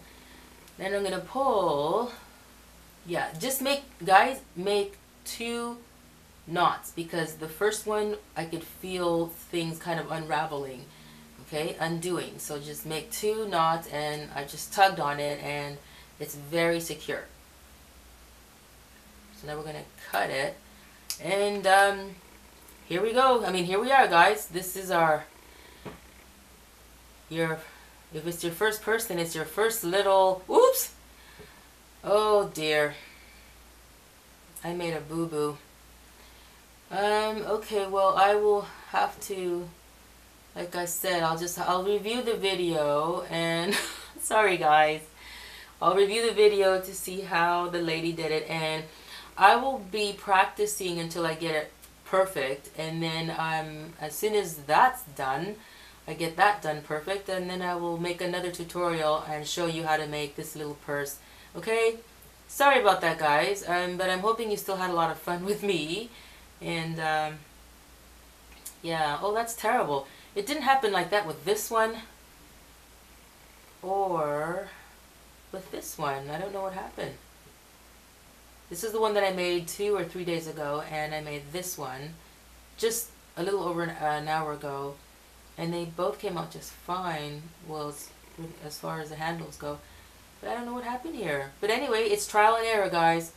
So thanks again for watching. Another thing, I would love to get your tutorials for a lot of you beginners just like myself, and please send me in your tutorials, okay? It can be of crochet or knitting or any other craft, not necessarily to do with yarn or sewing. Just send me your create tutorials, okay? Like, just create tutorials, and it doesn't matter if you make mistakes. It's a lot of fun watching videos of people, you know, learning and teaching other people as they learn, and there's nothing wrong with that, okay? There's nothing wrong with that, okay? That shows your personality and its quirkiness, and it's a lot of fun. In the Bible, the Lord Jesus says that. He says, you are a peculiar people. That's what we are, a peculiar people. So it's okay to show how we are all peculiar, and it's really cool. So send me your, you know, create tutorials. Whether even, I mean, you don't have to be a beginner, okay? You can be an expert, you know, somebody who's done this for years, and you know, you just, like, you really know what you're doing. So just send me your videos, and I will post them. Like, I'll choose a few to post on my weblog. All right, I'll choose a few to post on my weblog, and I'm gonna be posting, because my weblog is really new.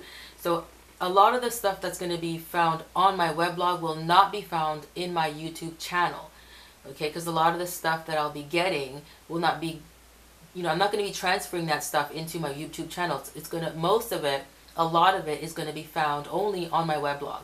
So like I said, my weblog is still very new, and I would love for you guys to send me your tutorial videos, whether you're a beginner like me, like super beginner like me, and you're still figuring out how to do things. Just send them in anyway, and even though, like, even if you make mistakes like I just did right here, send them in to me anyway, because it's a lot of fun to watch videos like that, and you help people to feel like they are interacting with you, and you know, they're making mistakes with you, and there's nothing wrong with that. All right, and you never know, because for a lot of you who do this just as a hobby, you might find people who will eventually be very interested. I mean, for example, you send me a video of something that you make. It could be a craft. It could be any kind of craft that you make, and I post it on my weblog, and then somebody comes along and says, "Hey, I love that. How can I buy that?" And if you, even if you don't have a business, they might contact you and say, "You know what? I'm interested in this stuff. Please, I'd like to purchase however many. How can I get in touch with you? How can I, you know, you can proceed with a transaction there, and you can turn that into a business, because a lot of businesses started out just as hobbies."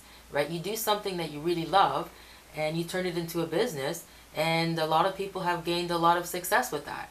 Now, you know, for me, I just started with, you know, of course you can tell, I just told you this, I just started out with crocheting.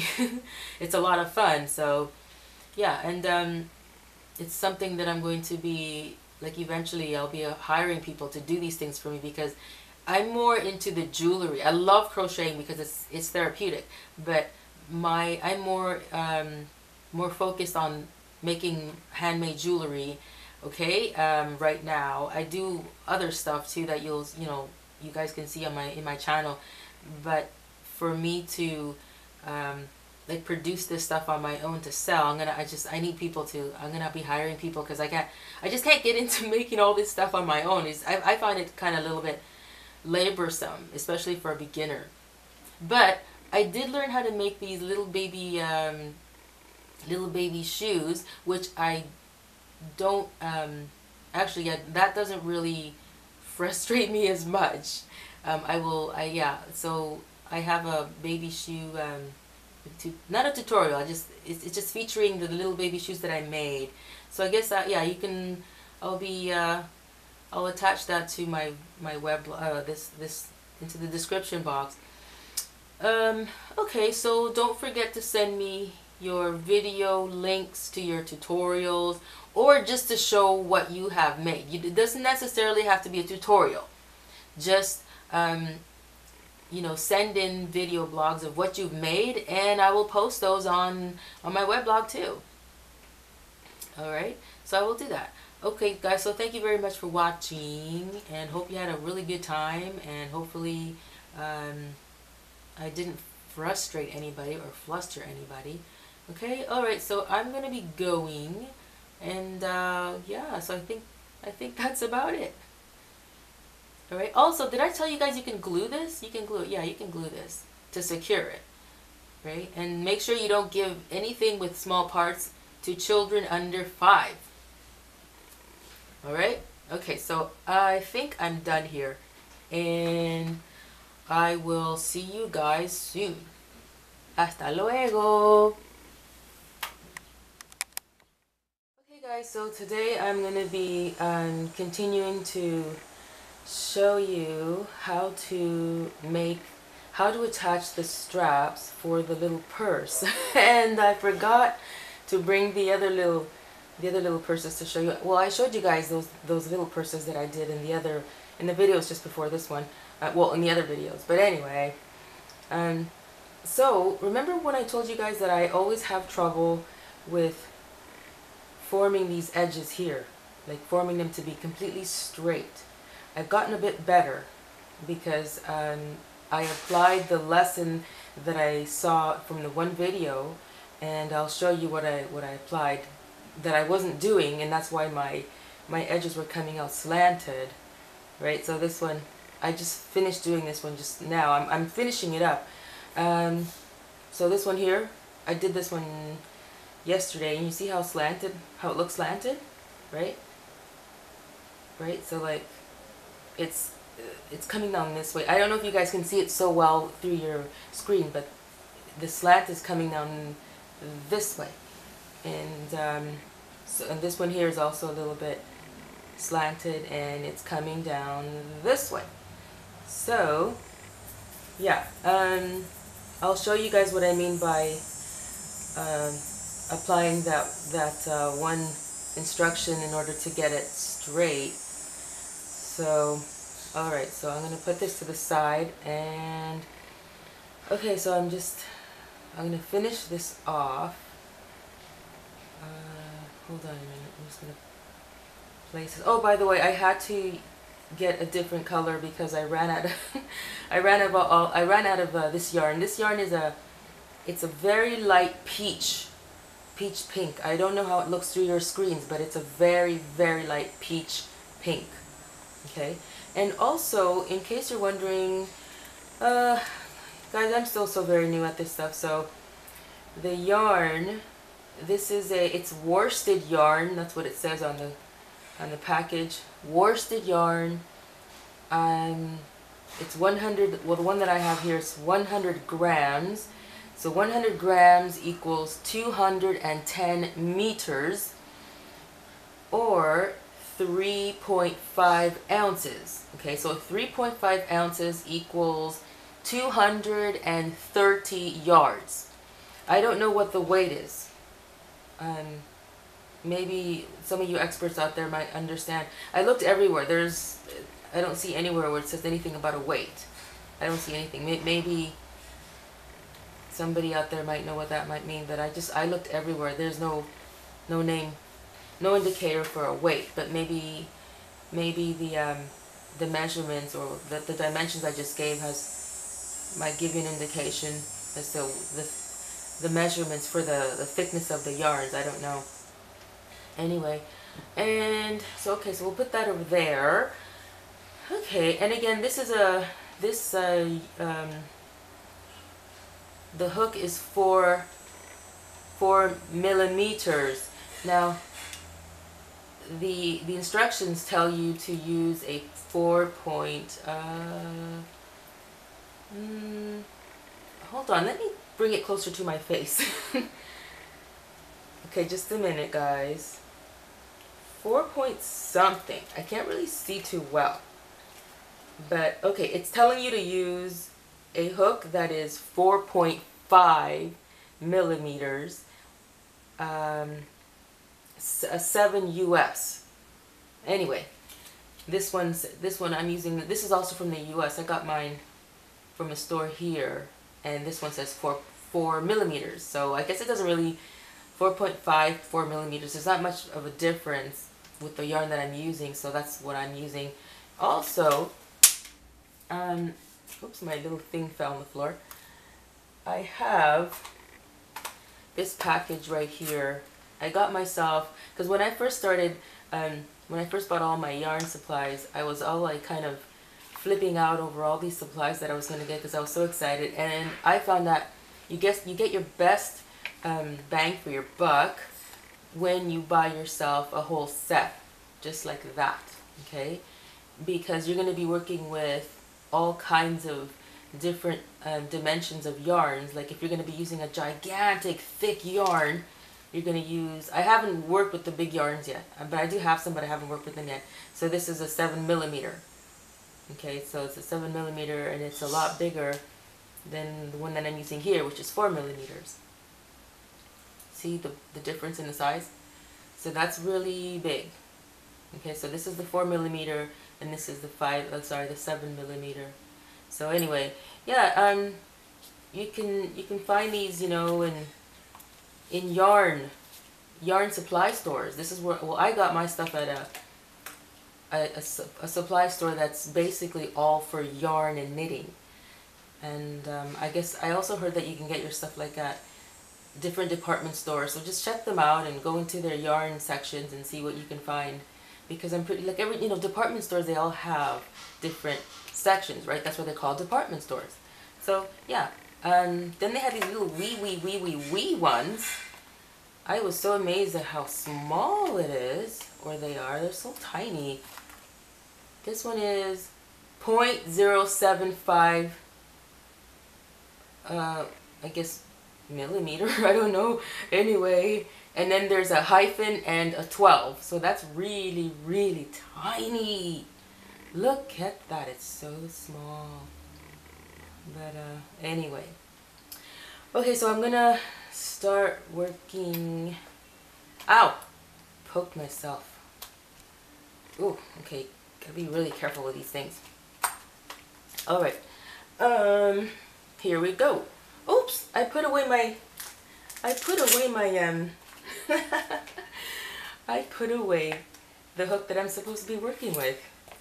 Silly me. Put that back there. Alright, so, oh, and by the way, stitch markers. Okay, so here are your stitch markers. Get this out. Get it out, get it out. Okay, so for you guys who don't know what stitch markers are, I was new to them too. So then they are, you know, you mark your work when you're going to take a break, or if you just have to, yeah, just take a break for whatever reason. You remove your hook from wherever you were last working, like, you know, like right there. Oops, just put that there. It's helping me to keep my hand within the view of you guys. Okay, so then you just put this stitch marker in through the stitch where you were working, and then you close it like that, and then you just go off and do whatever you were doing. And if you don't have a stitch marker, okay, you can also use a bobby pin, right? So you just open up your bobby pin and you stick it through there. Oops, stick it through the stitch there, and then you leave it. Oops. Yeah, you just see, there you go. Okay, you just leave it. Or you can, if you don't have any bobby pins, you can use, let me put that there and that there. You can use a different color of yarn, just a scrap yarn, right? That's why I told you guys, don't get rid of your scrap yarn, because you will be using them for an array of things. Okay, so you can just thread your yarn with something. Maybe if you don't have a safety pin, just thread it with something. Okay, and put it through, whoops, and put it through, whoops, not like that, but you know what I mean. You just get it through there. Or, you know, I guess you can just make the stitch a lot bigger. Just make it bigger so you don't need your safety, your bobby pin. And then you just put it through there like that, and then you just tug on that and whoops, yeah, and then you leave it like that. So when you're ready to come back and finish your work, continue working on your project, you can just come back and pull it out like that and remove it, and then take your hook and put it back and then continue on with your work. All right, so now we're going to continue working with this little guide right here that we're going to finish off doing our purse. So I deliberately stopped right here so that I can show you guys what I did over here in order to get my edge a little more straight. Okay, so yarn around the hook. I'm going to put that in there. I'm just going to do that really quickly. And by the way, if anybody's wondering what color this is, the colors, it doesn't say, they just come by like by a number, and so it's a denim. Maybe that's what it looks like through your screen. I don't know what it might look like through your screen, but it is definitely a denim look of a yarn. It's got like the texture color for denim, like regular blue jeans. Okay. Hold on a minute. So it's very easy to make it turn out, like to make your edge turn out straight. And before I was very frustrated. That's why I was kind of not really following the instructions. And you know, when you don't follow the instructions, you kind of, you know, it doesn't work out well for you. It may for certain projects that like you can incorporate it into something else, but for what you're trying to achieve at the time, you know, no, it doesn't work very well. Okay, so we're gonna come here. Whoops, just a minute. Put that in there. Okay, there and there. Okay. Whoops. So when you come closer to the edge like this, right? So it's it's hard to see because this yarn is dark, but when you come to like 1, 2, 3 stitches to your top here, what I see, what the ladies or the men do, or the instructors, they take this part here like that, okay, like what, okay, so they yarn around the hook, okay, no, they don't do that, no, that's not what they do. Yarn around the hook is only when we're continuing to stitch all the way up. So what they do is when they get to, like I said, 1, 2, 3, oh sorry, my nails, they're not done too well, anyway, so 1, 2, 3 stitches, when you get to this part here, then they will take the hook and insert it into the second stitch from this edge. So let me show you, okay? But because what I do before that, what I do is, because for me, like I still want to get, like I still want to do another yarn around the hook and stitch it, put it into, you know, that stitch there. Hold on a minute, because that's how I've been getting.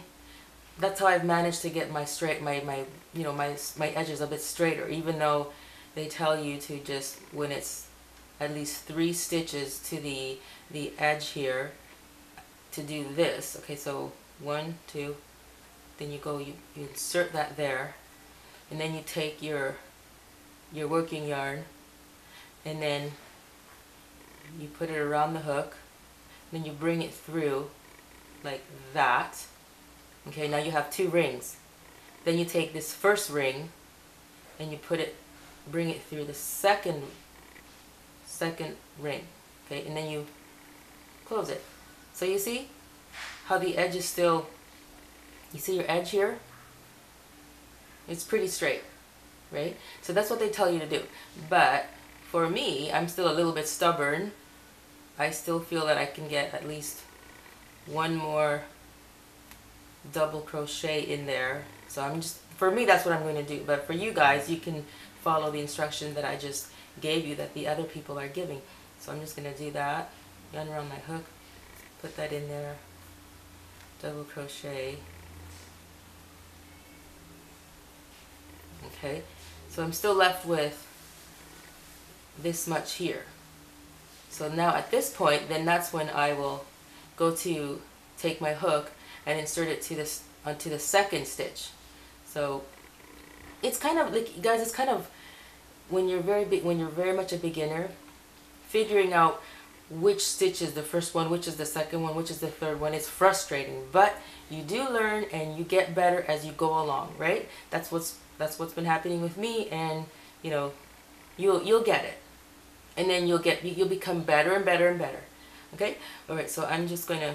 It's so hard to find the second stitch, but when we use our common sense, you know, over and over again, then we get better at it. Okay, so it looks like my second stitches could be somewhere around here.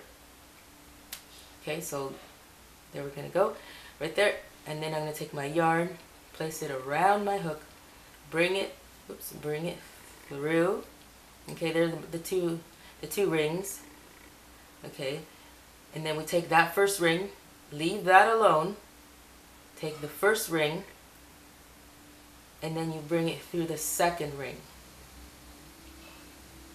Oops, okay, there we go. Okay, so my top part still came out relatively, the edge is straight. Okay, so now we are going to finish here. We're going to finish here, and what I'm going to do is we're going to make a knot to finish it. So you take your yarn, you put it around the hook, and then you bring it through, alright? Then you're going to take your scissors. Where's my scissors? Oh, whoops. Oh, they were on my seat. I had to pick them up. Then they fell. Okay, so there are my scissors. Then we're going to make sure it's kind of lengthy, because I think we're gonna need to work with this. Okay, so then cut that. Alright, so there's your okay, so now your yarn is not you've cut your yarn, and then you just pull it through.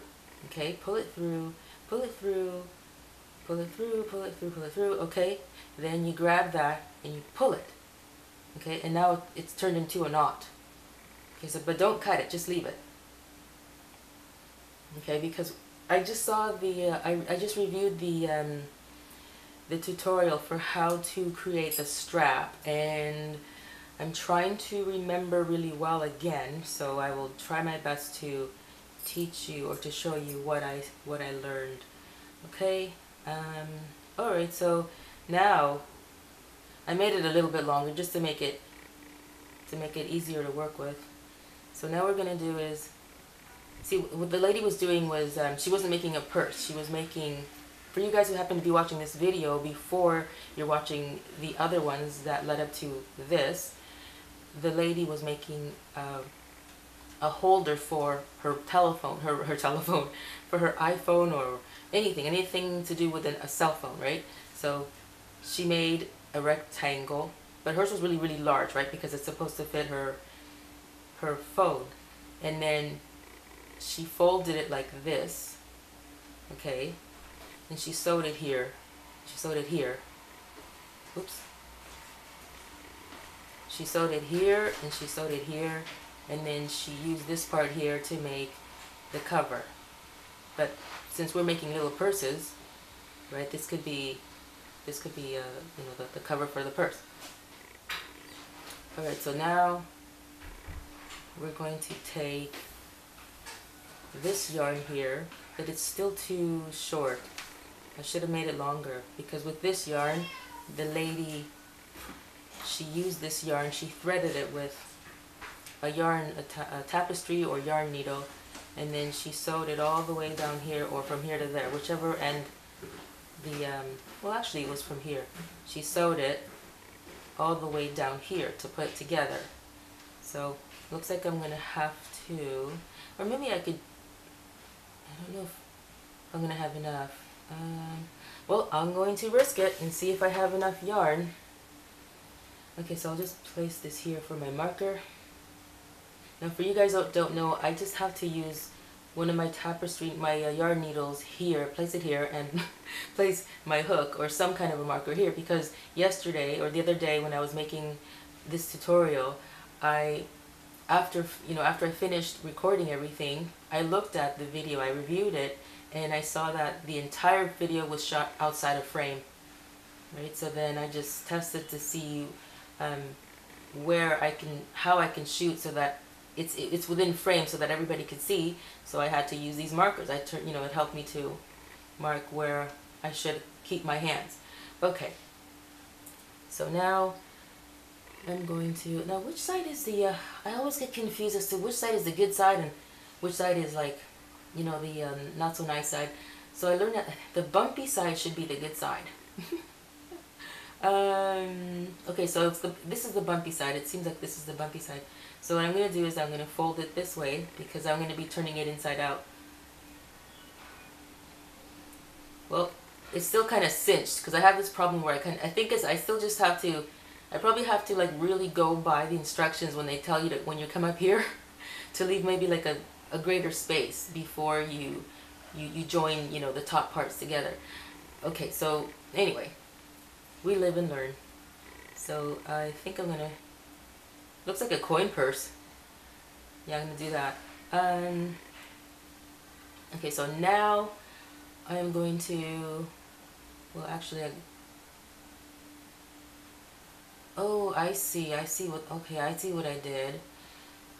Okay, this right here, I won't be able to work with this. Okay, I know what I did. This is what I had done. I did this, and I went like that, and I was going to use this. I was going to work with this to sew the purse down this way. But since I've got to, I had to flip it. Okay, because this is the... Okay, am I confusing myself and you? But I think you guys know what I'm trying to say. Yeah, this is the bumpy side, so I've got to go this way like that. Okay, anyway. Okay, well, yeah, I guess I was right. I was confusing myself, guys. Sorry. Okay, so this, I was right. Okay. I was still okay. Alright, so now I'm hoping that there will be enough thread here.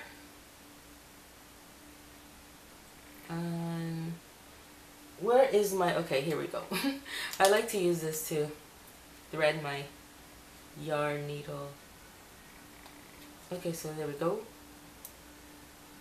Okay, so now, no, there's not going to be enough. Oh, I don't think there's going to be enough thread. I don't think there's going to be enough thread. Oh, I don't think I should risk it. Okay, I'll just do it. Okay, so I'm going to stick that in there. Okay, remember guys, we've got to stick the tapestry needle through the top part of here. Right there. And then you stick it through that part there. And go there. And then you just sew it. Okay, you just sew it all the way down to the end. It looks like I might have enough. Yeah. Like I will have enough yarn to reach to the bottom, to the other end. Put that there like that. Okay, it looks like I'm gonna have just enough. Yep. Okay. Put that there. Okay. And now we're gonna make our knot. Okay. So just put it back, into a stitch there. Put it back into that stitch. And then remember how in the other video you should leave a circle, right? Just leave that circle there. And then just pull, pull that through, and it doesn't matter at this point if your yarn needle comes out because you don't really need it. But if your yarn is long enough, then you can just use it to stick it, to thread it through there. But it's not really necessary. So you just put it through there like that, and then you pull, and then you have your knot. Okay, so that was simple. There we go. Okay, so now we're going to go to the other side. Now since this here, you're not going to need this. If this is how it turned out for you, then you're not going to need it. Okay, so just cut that like that, and then I'm going to use this. We could use this excess yarn to, could we use this one? Yeah, to thread, to sew here. Okay, so I'm gonna use, okay, a hook, right? So we just stick the hook through, you know, like I guess the top part, a nice corner, you know, get yourself a nice corner there. Okay, put it, come on, through a corner. There we go. All right, and then stick it through the other side there. Okay, and then you take your hook, I mean your extra yarn, and then you pull it through.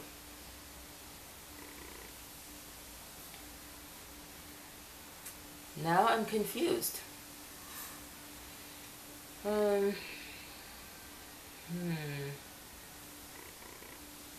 Okay, you know what? I think I have an idea. See guys, I'm still in the process of living and learning. So, okay, so we've just pulled through, right? So now we have, okay, a loop there. So what I'm going to do is, I'm going to take the longer yarn, and, well, I think maybe I might use, yes, I think you take your shorter yarn, because we're going to make a knot. Take the shorter yarn and yarn around the hook. Okay, so you take the shorter yarn and put it around the hook, and you bring it through the loop, and then you just pull it through, and hopefully that will make a knot. Not exactly. I don't think it made, no, didn't make a knot. Okay, I'm going to try that again. At this point, okay, just stick it right back into that same stitch. Okay, so now I'm going to yarn around the hook. Okay, actually just pull it, yarn around the hook. Okay, and pull it, oops, pull it through. Get that out of there. Oh, okay. Sorry guys, I'm making a mess, but we'll see. We will see. And I'm going to take the long yarn and stick it through the hoop. Okay, like that, because we're trying to make a knot. Okay, now it made a knot. So hopefully you guys got that. It made a knot. It didn't go, yeah, it's secure. So now, see guys, it's just improvising, you know. So now you're going to take this, the long, I'm going to remove this out of the way. Don't need this anymore right now. Put it there. Now I'm going to take one of my yarn needles and thread it.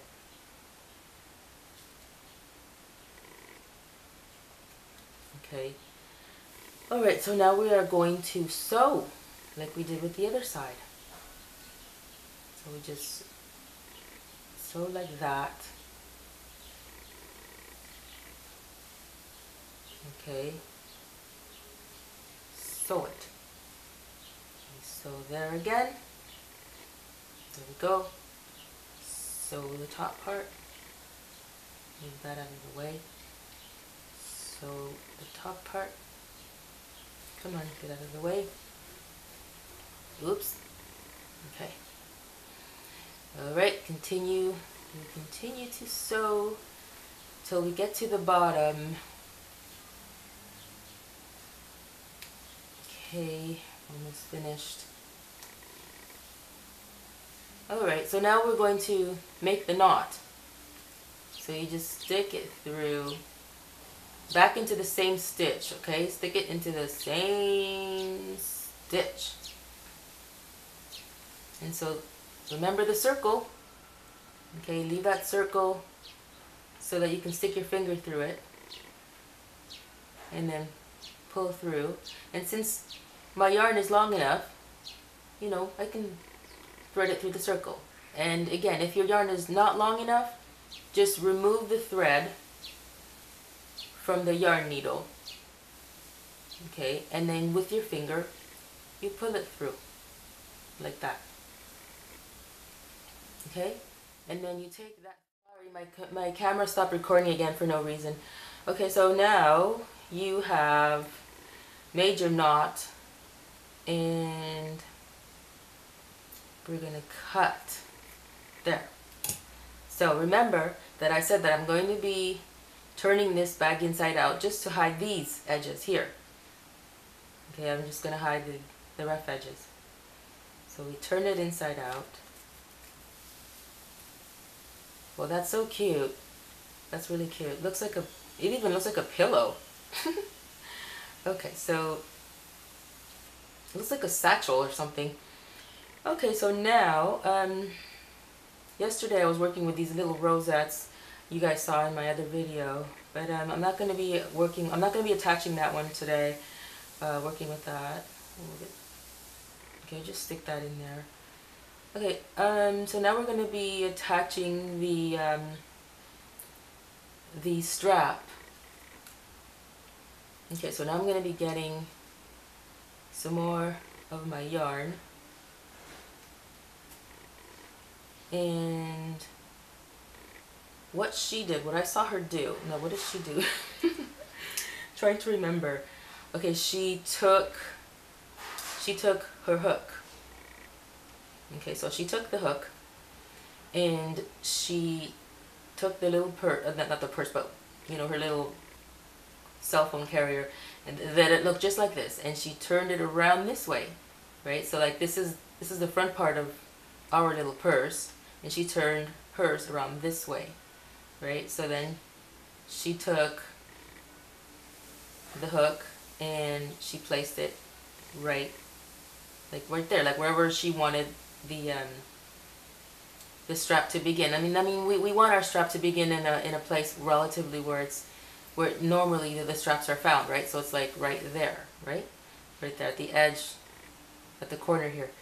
So then she took a piece of yarn and she hooked it through. She brought it through like that. Okay, that's what she did. Now then she took okay, so see, now you have a small part there, and you have your working yarn. So she took the working yarn and she started to make a chain. So you take your hook, okay, and you have your working yarn here, and yarn around your hook, and you bring it through the first chain. Okay, so then she continued making those chains for as long as, you know, for whatever length she wanted it. And so you make the length for as long as you want it, right? So then I'm going to make, you know, my strap as long, you know, to make it a decent size for this scale of little purse, and then I will show you how she finished it on the other side. So remember, yarn around your hook, okay, and then she brought it through. Okay, so yarn around your hook and you bring it through. Okay, yarn around your hook and you bring it through. Yarn around your hook, bring it through. Yarn around your hook, bring it through. Yarn around your hook, bring it through. Okay, so I'm gonna do that a little bit faster so that I can get to the other side, so that I can get to the other part faster. Okay.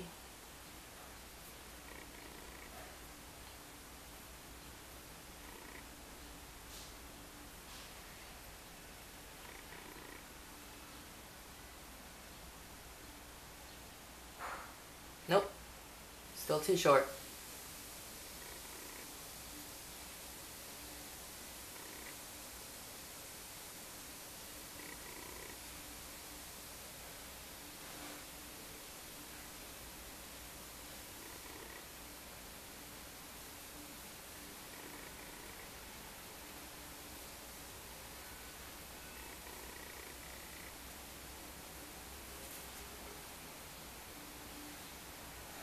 Okay, let me see now. Okay, that looks pretty decent. Okay, it looks more like a boho bag now, a guy's boho bag. Okay, so I'm just gonna do one more chain there. All right, I will measure the purse for you after I'm done. Well, actually, oh, I should have measured it for you. Well, I'll measure it and I'll give you an approximation of how long the when it was before I had sewed it. I will tell you the measurements of the bag so that you can get an idea of how long to make your long rectangle. Okay, so now we are finished with our strap, and okay, so now you have to, okay, I guess, you know, we're going to be hooking it back to the other corner, right? So the corner, my corner's here. So stick the hook through there, okay? So then the lady, this is what I saw her do. She took her working yarn, okay? So she took her working yarn. Okay, so let me do that again, okay? So we're all done with our strap. And then, okay, we're done with our strap, and she brought it over to the other side, the corner of the purse.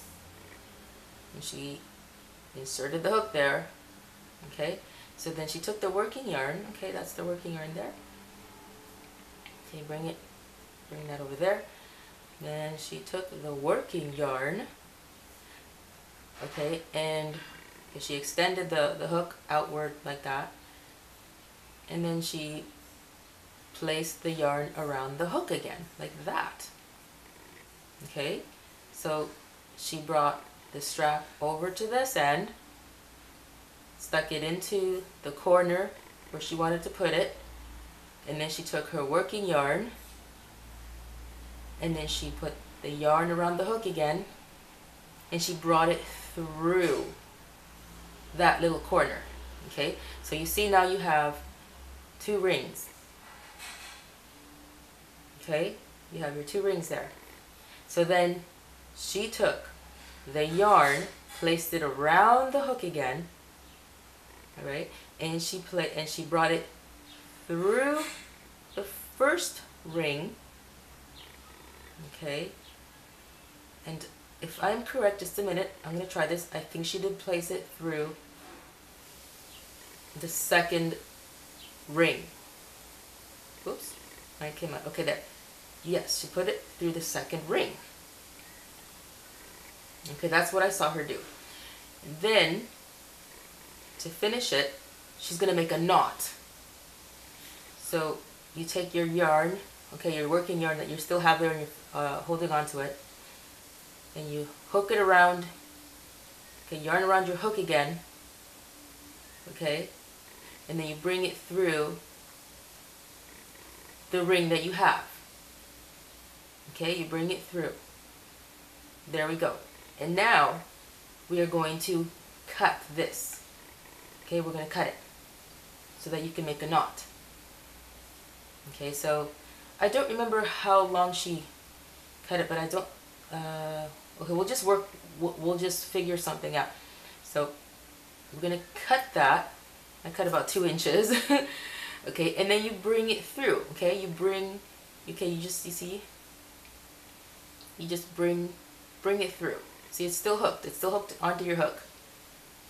And then you bring it through like that. Okay, and when you pull, that's what's going to make your knot. Right? Okay, now it's made a knot. So then, what she did was, see, because we're left with these long strings. And what she said was to thread, you have to like hide your threads in the stitches. So I'll show you what she means, because I've seen, I didn't see her do it in the video, but I've seen it in other videos. So you take your yarn needle, because guys, you really need a yarn needle when you're doing crochet. You really, this is very handy for cleaning up your edges.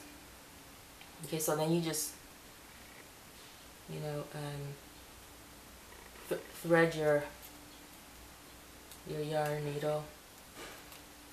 So that's why, yeah, that's why it's kind of good to leave a good length, so that you're able to stitch it through the you know, your project here. So I guess in this case what we can do is turn it inside out again.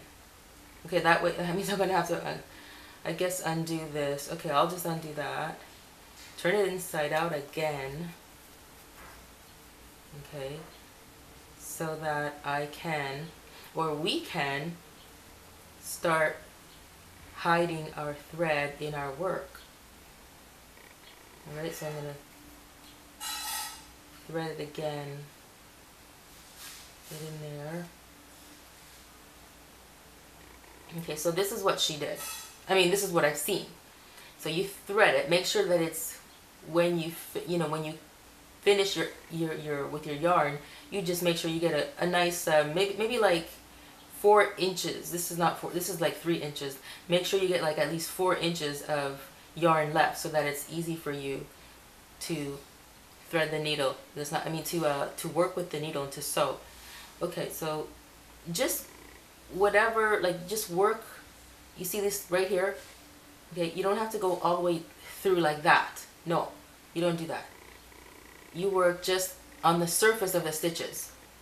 Okay, so you just find yourself, or you can go along here, right? I just usually go anywhere, and it hides my it leaves a just as neat result in the end.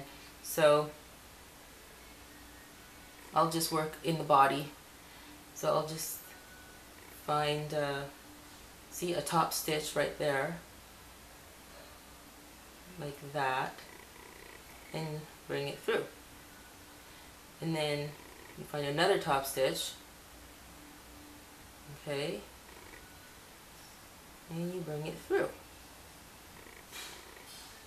Then you find another top stitch, I mean surface, stitch through this surface of another stitch, and you bring it through. Don't pull. Don't pull, just bring it through gently and just leave it like that. And then you bring, you see how it gets too short like that to work with? That's why it's good to have a longer, at least 4 inches when you're done. Okay, so then when you're cutting it at your work, the threads. Okay, so then I'll find another top stitch here. And, oops. Get in there, okay. And then you pull it. Now, it came out, but anyway, when you reach, like, when you've managed to stitch all your work, I believe what the person did was they just snipped it. All they did was just snip it. I did not see the instructor make a knot. Okay, that's what I learned. They just sewed the thread into, you know, the top stitches there on the surface, and then they didn't pull. You don't pull it, because if you pull it, it's going to cinch your work. Okay, it's going to go like that. Then it's going to look ugly. So you just cut it like that. Okay, and it won't come out. It'll stay there. And it's already secure because it's knotted, right? This is just for the sake of making it look neater. But this is going to be going on the inside. right? So now this one here, we're going to do the same thing with this one.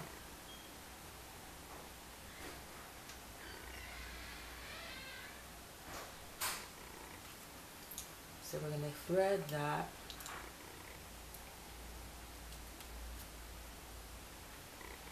Okay, so we do the same thing that we just did. Now this little guy is driving me nuts.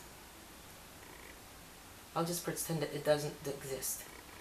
If it was longer, I would stitch it through also. So if you guys, anytime you guys find something like this, if you ended up with something like this, because this is going on the inside, just make sure, and you can just leave it in there like that.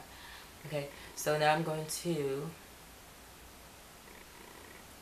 stitch it on the surface like that. So I should say, not stitch. So there, and okay. Oh, came out. Get in there. Okay. There we go. Alright, so here we go. Stitch on the surface. There we go. Stitch on the surface. There we go. Stitch on the surface. There we go. Stitch on the surface. There we go. Now this may not look that neat, but you can't really see it. It's going to be going on the inside of your work. Right? If it was going to be like on the outside of your work, then we'd have to, you know, we'd have to make a neater job. But this is going on the inside, so I don't think it really matters. Okay, so now there we go. All right, so now I don't think my needle. Nope, it can't. It's not long enough to continue stitching, so I'm going to cut it. Remember, do not pull, otherwise your work is going to get small like that and gather, and it will look very ugly. Okay, so now we're going to turn it inside out. Sorry if you notice the camera kind of shook a little bit or kind of moved. That was me accidentally bumping into it with my arm. Okay, so there's your purse, guys. Okay, and yeah, I still have to, you know, get better when it comes to my following the instructions that tell you how to get like the top part nice and straight instead of like cinched and diagonal in all kinds of ways. But anyway, that's what happens when you don't really want to listen to instructions all the time, but I'm learning. Okay, yeah, so isn't that neat, guys? Isn't it really cute? That's really cute. I like it very much. Yeah, it could be a coin purse. Little coin purse. That's so cute. A gift for somebody. So guys, you know, we are in the month of July. Okay, this is the month of July 2016. And Christmas is coming, and you guys can, I mean, by the time Christmas comes around, I'm sure your skills at making this little purse, like mine, will be a lot better. So we can make, you know, purses and give them away to people for Christmas, you know, and it's really inexpensive. Like, you don't have to buy, I have a business, guys, so I buy in bulk. So you don't, you know, you guys don't have to have a bulk supply of stuff to be making for the whole world. You just buy like one skein like this, buy something like that, and you can make so many of these little ones. Okay, you can make a whole bunch from one of these. And like I said, how much, let me see, okay, hold on a minute. This one has 210 meters, okay, or 230 yards. All right, so yeah, you can get a lot, you can make a lot of projects out of, you know, something like this that has 230 yards or 210 meters, or this is also 100 grams or 3.5 ounces. Okay, so I'm in Canada, guys. I get all my stuff here. Well, for my I got all of my knitting, not knitting, my crochet stuff from here in Canada, and everything else, because I do jewelry and other stuff, I get them mostly from the US. And yeah, so What else was I going to say? Oh yeah, that's what I was gonna say. I want you guys to please do not forget to send me your tutorials on your little purse. I would love to see you guys you know, also presenting tutorials, even if you're new, just like me. In my other video, I asked you guys to please send me in some videos of you guys teaching. Like, I'd like to see brand new people to yarn, crochet or knitting, presenting tutorials, right? Because look, I mean, look what I produce. Like, I'm not an expert, guys. I'm so new, and look at how much I've messed up. But it's still kind of nice. It's quirky. Who doesn't like quirky things? You know, it's a part of your personality, and you get to learn more about yourself and how, you know, I mean, I'm talking about like how, you know, you get to see how you're growing in the field and in your craft and all that. So it's a lot of fun. So send me in your tutorials, or not necessarily your tutorials, but send me in your videos of you making your little crochet purses or knitted purses while you're still new, or whilst, as the English would say, you're still new. All right, so I think that's a lot of fun. It's a lot of fun to see other people making these kinds of crafts while they're still very new. And if you're messing up, who cares? Everybody messes up when we're, you know, when we're all learning to do something. We mess up. So send me your tutorials, send me your videos of you learning how to do something for the first time, and show people and help others to know that it's okay to mess up, and to, you know, just to inspire others to continue on with a project.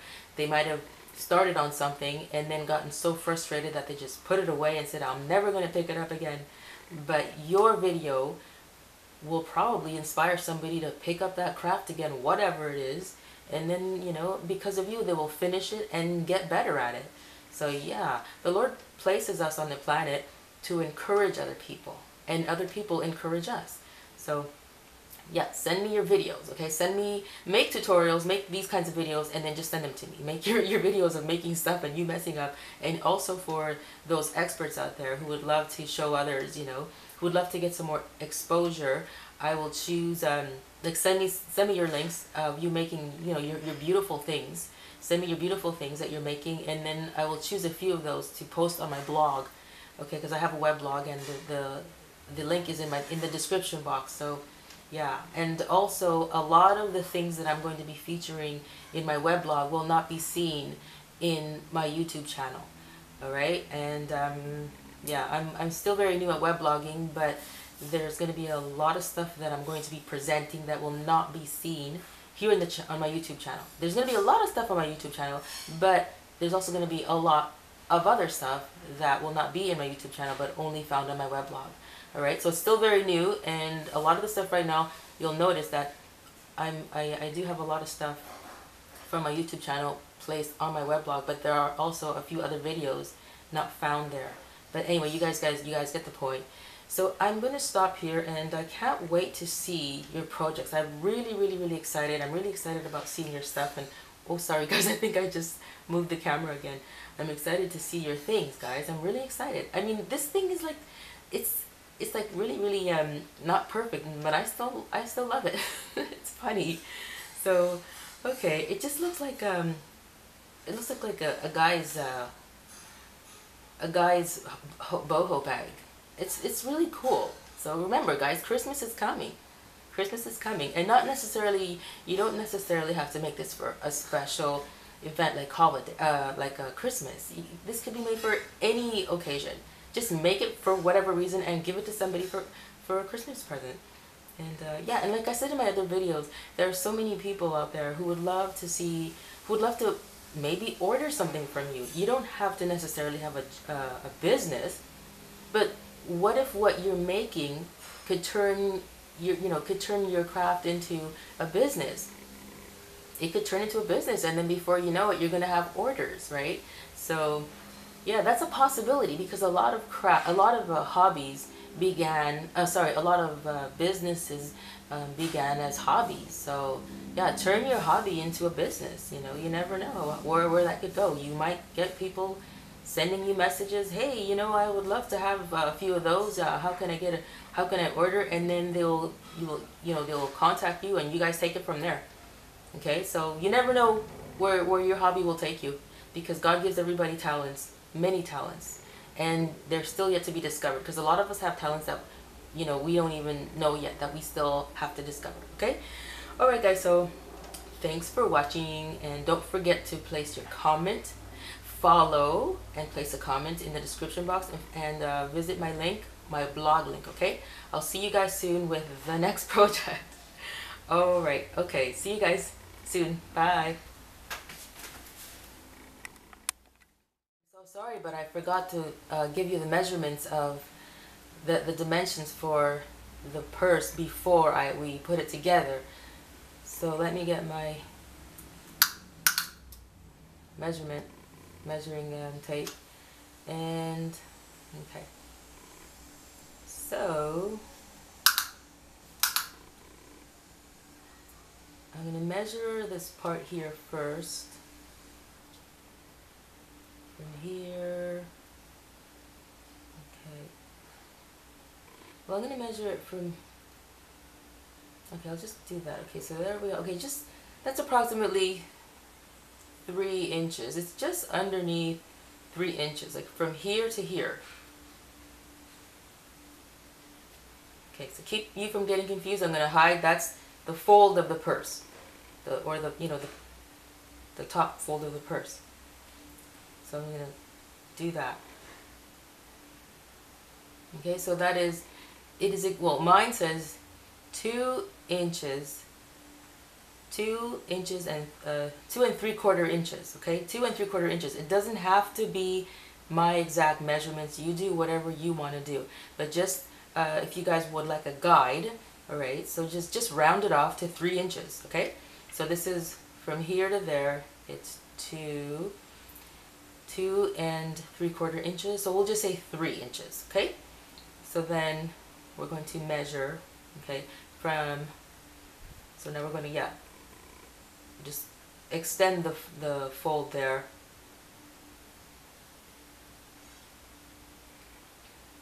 Alright, so now that is exactly 4 inches. So we have 7 inches in total.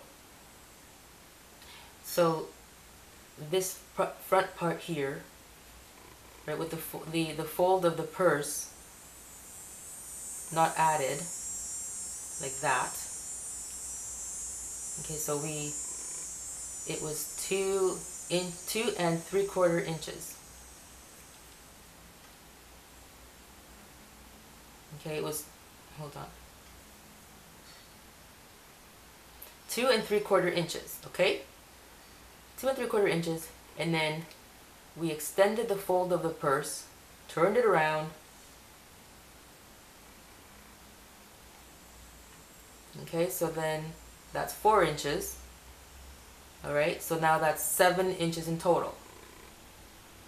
Right, so it's if you want to work with those measurements, you can, or if you want to make it smaller, like a smaller dimensions, then you can also, or if you'd like to make it an even longer, you want to work with a longer dimension, then you just make it longer. So it's up to you. It's just up to you. But the purpose of making I was making miniature purses, right? So if you're going to make a miniature purse, I don't think you're going to want to make it anything larger than what I have here, right? I mean, you can, but then you're kind of heading more into just small coin purses, right? What we're doing is miniature purses or miniature tote bags, right? So it's good to stick to dimensions that are not larger, like in length, 4 inches.